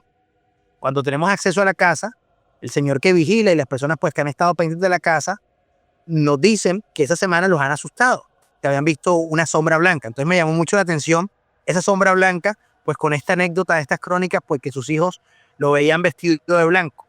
Cuando lanzo el video, empieza a llegar información, y esto es lo que me parece a mí más emocionante de las redes sociales, como cuando uno monta algo, de una aparece otros testimonios alrededor de los hechos, y es cuando empieza como a dar forma muchos misterios y muchas apariciones, personas que vivieron la casa, lo que ocurre con la casa después. Entonces, esa es la historia pues, de Ernesto Cortizo, una historia de tragedia. Barranquilla está llena, yo creo que Colombia está llena de muchas tragedias y muchas muertes, y eso da pie a la actividad paranormal en muchos espacios. Tremendo, tremendo esto que nos contaba. Yo no tenía ni idea de la historia de Ernesto Cortizo, ni siquiera sabía por qué le habían puesto así al aeropuerto, y creo que esa es la gracia de lo que vos decís de redes sociales, o bueno, de los podcasts, porque hoy estamos aprendiendo y la gracia es aprender cosas nuevas. Si hay algo en lo que es experto, porque digamos que como de los recorridos y todo, lo que más se recorre son pues casas, pero hay cosas relacionadas con hostales o con hoteles, que de pronto de suicidio un pasajero, o no, o era la señora que era la dueña del lugar y era de pronto una mujer oscura, o de pronto emparedaron a una persona, cosas de ese estilo. ¿Qué sabemos, querido Joinka? Pues bueno, está el tema, hay un tema que a mí también me parece muy particular, y es el asesinato o el crimen de la pensión inglesa. Esa es como la frase o el titular. Como se conoce un hecho en la década de los 30 aquí en Barranquilla, porque va a ser algo que conmociona a la ciudad, porque la víctima va a ser la señora Catalina de Meck. Esta señora pues era propietaria de algo que se llamó la pensión inglesa. La pensión inglesa pues fue un hotel en Barranquilla, decían que pues de mucho prestigio en su momento, tuvo varias sedes. Una primera sede aquí en el centro, Plaza de San Nicolás, quien se ubica. Una segunda sede en otra casa, que hoy pues en esa casa funciona el Museo del Atlántico. Y la tercera sede y última, en la calle Murillo, o calle 45, donde hoy se ubica el edificio del Banco de la República. Entonces, bueno, de hecho mi libro, el último libro se llama Fantasmas de Barranquilla, porque es en homenaje a Alfredo de la Espriella, cronista, historiador, un gran referente para todo mi trabajo a lo largo del año, y que este año, a lo largo de la vida, y que este año pues murió un señor a sus 98 años. Tenía una columna que se llamaba Los Fantasmas de Barranquilla en el periódico local, y pues hablaba pues de estas apariciones. Él habló de esta aparición de Catalina de Meck, una señora pues que asesina precisamente en Carnaval. También en Barranquilla muchos de los crímenes famosos, asesinatos, ocurren en medio del Carnaval. A ella la matan pues en esta pensión inglesa, encuentran su cuerpo o su cabeza metida en los barrotes de su cama. Obviamente va a ser una conmoción, una señora pues, mayor, querida por todos, un suceso, y a lo largo del tiempo, en ese espacio, pues ya la antigua casa de la pensión inglesa la tumba, luego hacen el Jardín Águila, luego hacen la Checa, que va a ser como un centro comercial, y hoy es el Banco de la República. Siempre se ha hablado del fantasma de la señora Catalina de Meck que ven en el espacio. Entonces, ¿qué pasa? Muchos de los testimonios hablan lo que ellos dicen como una gran sombra negra, la parte de arriba, el vigilante tal cual decía un bulto negro, y solamente en la parte de abajo lo que divisan son unos pies humanos que van caminando y que se le acercan a las personas. A mí lo que más me llamó la atención de esta historia es que hoy la ven ahí, en ese espacio donde ella muere, que hoy pues está reformado, que es un edificio moderno del año 90, pero en una de las sedes, o en otra de las sedes de la pensión inglesa, los vigilantes ven exactamente lo mismo. Hablan de este bulto negro que solamente se le notan los pies. Entonces sí me parece llamativo cómo en ambos lugares donde habitó esta mujer asesinada trágicamente, el espectro o la manifestación es casi igual. Entonces es uno de esos crímenes pues, de inicio del siglo pasado. Fíjate que Gabriel García Márquez tenía una frase y decía que Barranquilla tenía la fama justa de ser una ciudad hospitalaria, pero con la desgracia de un crimen atroz cada año. Entonces, cuando uno revisa la crónica judicial en Barranquilla, literal desde los 30, es como un suceso anual que obviamente saca de la cotidianidad de Barranquilla, y pues de crímenes hay muy famosos hasta para películas y series aquí en esta ciudad, lamentablemente. Oiga, esa frase está buena. ¿Me la repite? ¿Cómo es lo de Gabriel García Márquez? Sí, Barranquilla tenía la fama de ser una ciudad hospitalaria, pero con la desgracia de un crimen atroz cada año. No, juepucha. Bueno, claro que a veces con todo lo que nosotros estamos viviendo en estos tiempos, que las inseguridades en todo lado es terrible, pues dice, no, pues ahora es como diario, no tanto por temporada, pero bueno, no deja de ser una frase bien fuerte.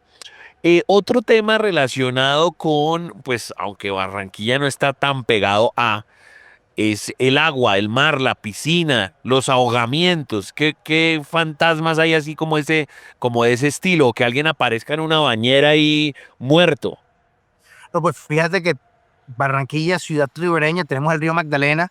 Aquí tenemos sencillamente la desembocadura del río Magdalena que se conecta con el mar Caribe. Y recibimos ya un río pues que viene desde esta pequeña laguna en el Huila, y pues lamentablemente el río también marcado pues por la violencia de muchos pueblos ribereños ha sido ese cementerio a cielo abierto donde hasta el día de hoy pues el río sigue trayendo aquí a la ciudad estos cuerpos. Entonces yo siempre he dicho pues que el río Magdalena debe tener mucha actividad paranormal, pero conectado con el agua y con el río también tenemos otra desgracia aquí en la ciudad, y precisamente es en la década de los 70 con el puente Pumarejo. El puente Pumarejo, pues sencillamente es símbolo de ese progreso de Barranquilla. Se hace pues en la década de los 70 para conectarnos con el norte del país, La Guajira, Santa Marta, pero resulta que vamos a tener un accidente trágico en el sentido de que tenía pocos años de haberse inaugurado este puente, y pues un bus que venía proveniente de La Guajira, dicen que una tarde lluviosa, un bus lleno de pasajeros, venía a alta velocidad, y pues el bus se pasa pues la valla del puente y cae al río. Tenemos muchas muertes, tenemos niños que se mueren, pues va a ser una tragedia, y hoy pues se habla de esa manifestación en el río y en el puente. Y lo interesante de esto es que hay veces que yo primero conozco la historia y luego pues conozco el trasfondo de los sucesos o qué pasó. Fíjate que yo me encontré con un chico que fue una de mis caminatas de Fantasmas del Prado. Nosotros finalizamos en una antigua funeraria. Una funeraria pues muy famosa en la ciudad. Hoy la casa pues está abandonada, y él pues nos cuenta que mucha gente que llega con nosotros a la funeraria recuerda, yo digo que de 10 personas, 9 personas tienen conexión con esta funeraria. Entonces este chico pues recordaba que en esa funeraria pues habían velado a su primo. Él estaba muy pequeño. Me decía que él recordaba mucho porque al asomarse al ataúd, el primo pues tenía un collarín. Resulta pues que el primo perdió pues la cabeza en un accidente, y la historia era que tarde en la noche, ya luego de estar acostado, recibe una llamada, sale con un grupo de amigos, iban como a una gallera o a un lugar al otro lado pues del puente, y dicen que pasando por el puente o terminando de pasar por el puente, casi de madrugada, se les presentan unos niños en la carretera. Ellos no frenan y sencillamente se estrellan. Lamentablemente este chico es el único que sale expulsado del carro, y pues en ese tropiezo dicen que adelante había algo que hace que él pierda la cabeza. Entonces esa fue la historia que este chico tenía con relación a la casa funeraria, al acordarse del collarín. Meses después me enteré pues yo de este accidente de bus, que en su momento pues fue muy famoso. Cuando yo busco, bueno, algo que me gusta mucho es tener la fecha exacta para poder ir al archivo aquí en Barranquilla, pues buscar los periódicos, buscar la noticia. Tenemos pues la noticia, y tenemos que dentro de los muertos tenemos una familia entera. Un señor que viajaba con su esposa en estado de embarazo, y sus 3 hijos venían a Barranquilla a practicar una ecografía a la señora. El señor pues pierde a su mujer, obviamente al niño que estaba en la barriga, y a sus 3 menores en ese accidente. Entonces me parece a mí muy curioso el hecho de la aparición en el puente y el hecho de la tragedia en el puente, y de este relato de este chico. qué interesante. Sí, yo del puente he conocido muchas historias que es como si, exacto, los personajes del bus se siguieran manifestando por ahí y abajo como que hay unos islotes también, ¿no? Y que se le presentan a pescadores. Eso es una isla y yo pienso que lo más trágico de la historia del puente, y esto pues sí creo que es verdad, es que se cuenta que en las columnas y en los pilares del puente hay obreros o hay cuerpos de obreros que murieron en este espacio. Y cuando yo hice el video de este accidente, mucha gente me dijo, mi abuelo fue obrero y fue trabajador del puente, y él cuenta cómo precisamente la forma de las columnas o de las vigas hacer huecas, mucha gente cayó y que ahí quedaron. Entonces dicen que esas columnas pues guardan los cuerpos de, lamentablemente, obreros que cayeron y que no se pudieron rescatar, y pues ahí quedaron en la obra. Entonces, fíjate que, como llamo yo, debe existir una energía alrededor de todos estos sucesos en estos espacios, pues que se manifiestan de muchas maneras. Tenaz. No, pues estuvo increíble, realmente se nos pasó el tiempo volando, pero contamos muchas historias, creo que esa es la gracia, que la gente ojalá le busque los libros al Joinca. Entonces, nuevamente, porfa, querido Johnny, regálenos sus redes sociales para que vayan y busquen sus libros, y si andan por allá, pues que se sumen a las caminatas, al turismo paranormal. Sí, claro, bueno, en TikTok estoy como Johnny Insignares, el Joinca, el_Joinca, y así estoy también pues en Instagram, y pues ahí estamos siempre mostrando historias diferentes de la ciudad. Ok. Johnny, antes de despedir, ¿algún proyecto que se nos queda ahí en el tintero o algo, de pronto una presentación, un show, un nuevo libro, algo que quiera decir antes de cortar? Bueno, estoy trabajando en un cuarto libro, pues que yo creería que sale el próximo año, el 2026, y ese sí solamente sobre la historia o la crónica judicial en Barranquilla, pues que sencillamente, yo digo, son fantasmas que vienen de crímenes y que muchos crímenes dejaron al día de hoy esos residuos energéticos que llamamos fantasmas. Pues tenemos una historia muy cruda de una Barranquilla muy violenta, sobre todo en la década de los 80. Creo que la gente estaba como muy loca en los 80, y yo creo que eso es a nivel mundial, porque lo comparo mucho, por ejemplo, con Amityville o esta casa allá a las afueras de Nueva York, casos muy parecidos aquí en Barranquilla. Entonces, he estado ahondando mucho en estos espacios, en gente que habita hoy estos espacios donde han sucedido tragedias muy famosas en esa crónica roja barranquillera. Entonces, en eso ando actualmente. Espero pues pronto tener noticias, por lo pronto videitos de todas estas historias cada semana en mis redes sociales. Muchas gracias, querido Johnny, y usted ya sabe, querido oyente, todo lo oculto, todo lo paranormal, todo lo misterioso se vive en la caja de Pandora de los 40.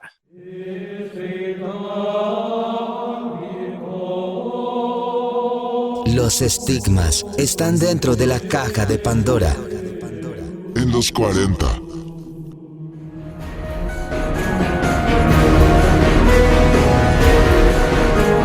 Saludo muy especial a Manuel Lora, fanático de este programa desde antes de que fuera podcast, antes de que se llamara La Caja de Pandora, y me dice, Chancho, todavía recuerdo las veces que llamaba a contar sobre almas, ojos rojos, fantasmas, apariciones en una casa abandonada donde yo antes visitaba, y llamaba en las noches al programa y contaba historias. Tengo mucha nostalgia y he encontrado programas viejos de ustedes, o también sigo permanentemente en la caja de Pandora para que no se pierda la magia. Esa es la gracia, y si usted quiere participar con historias, pues hágalo a través de nuestras redes sociales, @elchancho414, @DJTobyFM, @los40 Colombia, o número la caja de Pandora los 40, y ahí también usted puede contar sus historias como quiera, y aquí las seguimos pasando al aire. No hay ningún tipo de rollo, esa es la gracia. Saludos a Manolito, y sí, mucha nostalgia, ¿no? De a veces cómo ha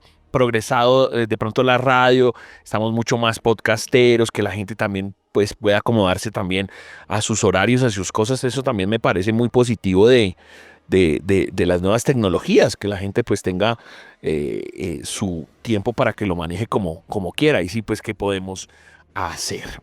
Bueno, igual Ojo, porque pueden venir cosas interesantes, yo ya se los he advertido, cosas que nos interesan también para poder hacer vivos o para poder tener nuestro espacio audiovisual, por lo menos durante algunos programas como lo tuvimos el año pasado. ¿Listo? Entonces muy pendientes de nuestras redes sociales. Ya viene Rodrigo Castro, Rodricastro78 en Twitter, Rodricastro78 en Twitter de Peli Magazine, en Facebook, sígalo, tiene mucho que hablar de cine en general, pero acá pues obvio se especializa en el tema del cine de terror. Este sí es cine de terror, más allá de si la película es para jóvenes, adolescentes y demás, pues porque hay sangre y muertos, ¿no? Y dinosaurios.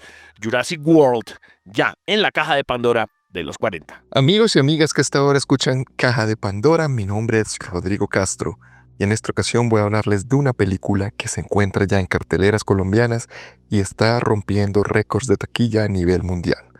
Les hablo de Jurassic World Rebirth, esta película que es la 7ª entrega de una de las franquicias más exitosas de Hollywood y que Universal Channel o Universal Productions Studios se niega a dejar morir. En esta ocasión la dirige Gareth Edwards. Él es famoso por películas como Star Wars Rogue One y Godzilla, y la protagoniza Scarlett Johansson, que entre otras cosas dijo que hubiera hecho esta película gratis si lo hubieran dicho, porque desde niña es la fanática número 1 de esta película. Ya la vi y mi opinión me gustó. Claro, muchos dicen, pero es que para qué más películas, que siempre lo mismo.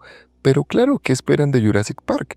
Jurassic Park, en mi opinión, tiene una historia bien definida y son 4 momentos. El momento en que se revela la misión, el momento en que llegan todos a una isla, el momento en que hay acción, los dinosaurios se comen a todo el mundo y el final donde solo se tranquiliza todo y suena un piano. Esa es la receta de Jurassic Park y ya así han hecho 7 películas. Pero en esta ocasión se me hace que el director trata de tomar mucho de la primera película y eso es lo que me gusta, es la esencia de la primera. Los efectos visuales son espectaculares, tiene 3 escenas de acción muy buenas y que no habíamos visto en las otras, en el mar, en una montaña, en un río. Entonces esas 3 escenas hicieron que esta película fuera novedosa. Obviamente hay cositas un poco clichés que no me gustaron, pero la verdad me gustó, es entretenida y la recomiendo. Además, Gareth Edwards usó cámaras de 35 milímetros, lo que le da un color muy particular a esta película y hace que se vea un look agradable, un look bonito. En fin, una película que les recomiendo. A los que aman Jurassic Park la van a pasar muy bien y a los que no también. No es necesario que hayan visto las anteriores entregas. Entonces ya en carteleras, Jurassic World Rebirth, la última película de esta gran saga que ya desde los 90 con Steven Spielberg nos está trayendo todo lo relacionado con los dinosaurios. Y bueno, en esta ocasión es lo mismo, lo único que cambia, bueno, salen unos dinosaurios mutantes que no habían salido en las anteriores, entonces también se destaca eso y la historia prácticamente es de una empresa que quiere sacar una cura y para ello necesita la sangre o los genes de 3 dinosaurios específicos y contrata a Scarlett Johansson y su grupo de mercenarios y a un científico de un museo para que la acompañen y cumplan su misión. Entonces, bueno, recomendada. Cualquier inquietud sobre estas otras películas pueden escribirme en Twitter en @rodricastro78 o en Facebook en @depelimagazine. Sigan aquí disfrutando de lo mejor de Caja de Pandora. Mi nombre es Rodrigo Castro. Nos vemos la próxima semana.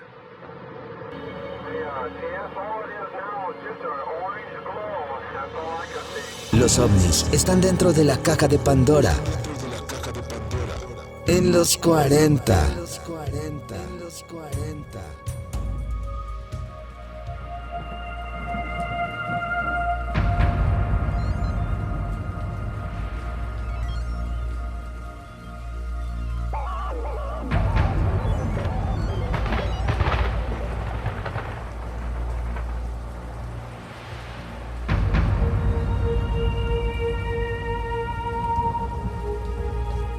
Amigos de la Caja de Pandora de los 40, como siempre es un placer llevarles un episodio más y llegamos a la última parte, la parte interactiva. Recuerden, numerar la Caja de Pandora a los 40, arroba el chancho 414, arroba DJ Toby FM, arroba los 40 Colombia.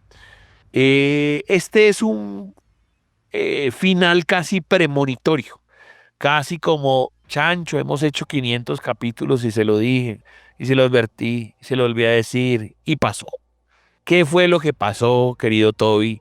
Que hasta que se vio una noticia realmente trágica, con todos los videos que nosotros ya hemos dicho, yo no me subiría. ¿Qué fue lo que pasó, Toby?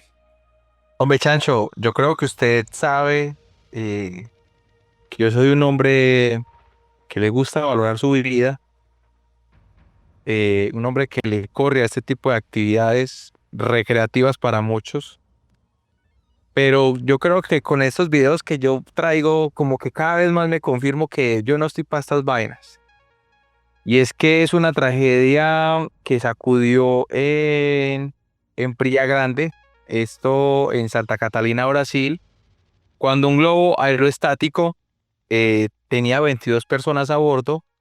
Este globo pues empieza su ascenso y resulta que llega un momento donde el globo tuvo dificultades para ascender y el piloto llega y dice, ¿sabe qué?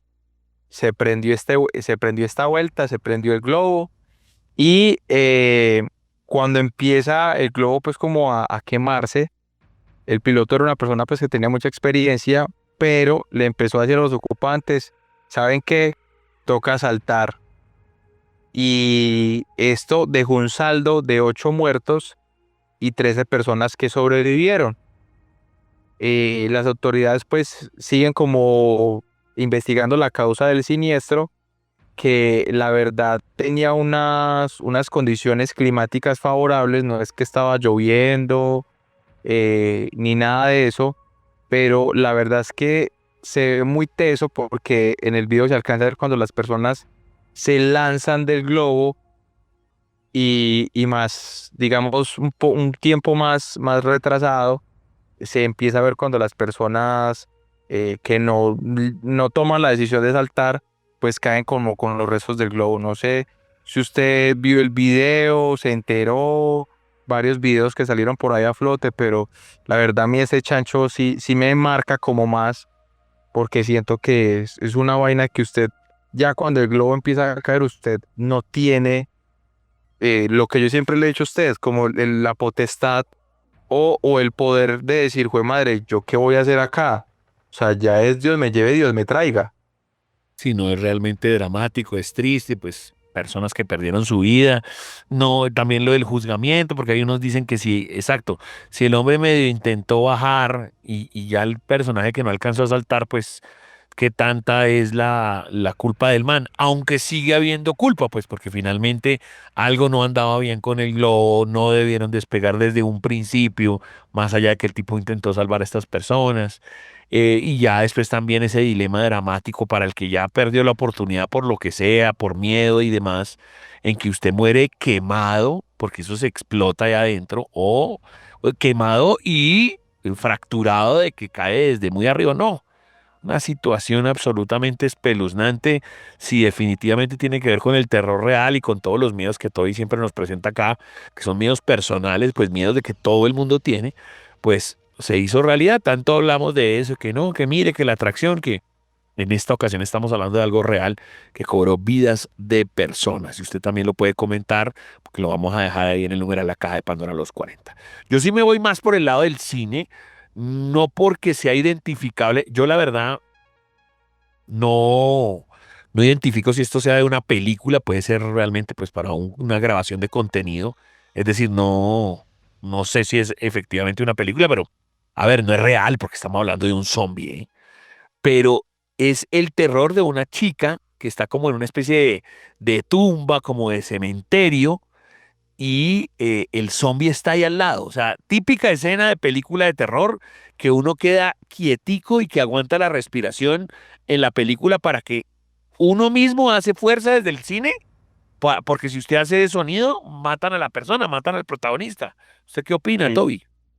Sí, la verdad es que eso es mucha escena de película y uno, como dice usted, uno como que se mete tanto en la película que uno también trata de no respirar porque sabe que si se siente el suspiro, ahí mismo ya se puede ir despidiendo.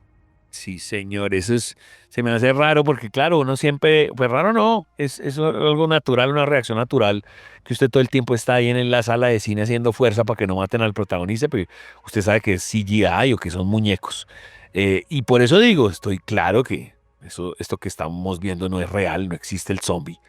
Pero efectivamente la señora ahí callada y el bicho ahí al lado respirando y además que el maquillaje o lo que sea que tiene es bastante creíble y esa señora hasta que se muere del susto. Son los videos, son la parte interactiva. Usted también igual hágalo como mi querido amigo Al-Bahad Mamad, como mi querida amiga la zarigüeya geológica, como el señor Teodoro. Teodoro es súper participativo. El señor Ackerman también súper participativo. Alegría, Espinal. Todos los que siempre mandan cosas y dicen, ay, mire, pillaron esta noticia, no sé qué. Beltrán, hágale, siga mandando que el GIF, que la foto, que el YouTube. Hoy, por ejemplo, lo de la noticia que yo hablaba de esos muchachos, me la mandaron precisamente por interno. Hágale, porque entre todos construimos el programa. Toby, ¿no es más? Por favor, despida o diga lo último antes de que yo vaya con mi disclaimer. No, simplemente agradecerles a todos por darse cita. Recuerden que este capítulo ya va a estar en nuestro canal de YouTube como Los 40 Colombia, y todos los que hemos tenido.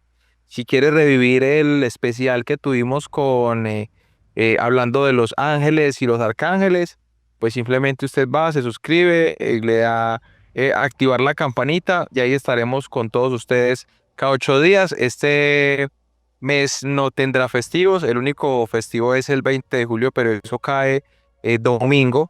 Entonces ya el próximo festivo será por allá en el mes de agosto para que se vayan preparando. Muchachos, cada cual según sus creencias religiosas, científicas y morales, determina si lo que se dice acá es cierto o no. Nosotros no vendemos verdades absolutas y es usted el que tiene que decidir si sí o si no. Lo que pasa acá son 2 horas de entretenimiento, pero obviamente tiramos muchos factos y hay otras cosas que no sabemos o hay otras cosas que evidentemente son falsas o otras cosas que por temas de entretenimiento, pues la gente cuando escribe dice, no, pues para aterrorizar a la gente. Recuerde que nunca, pero nunca estamos solos. Y si puede, solo si puede, que tenga dulces sueños. Nos reencontraremos para una próxima apertura de la Caja de Pandora 240. Chao, chao.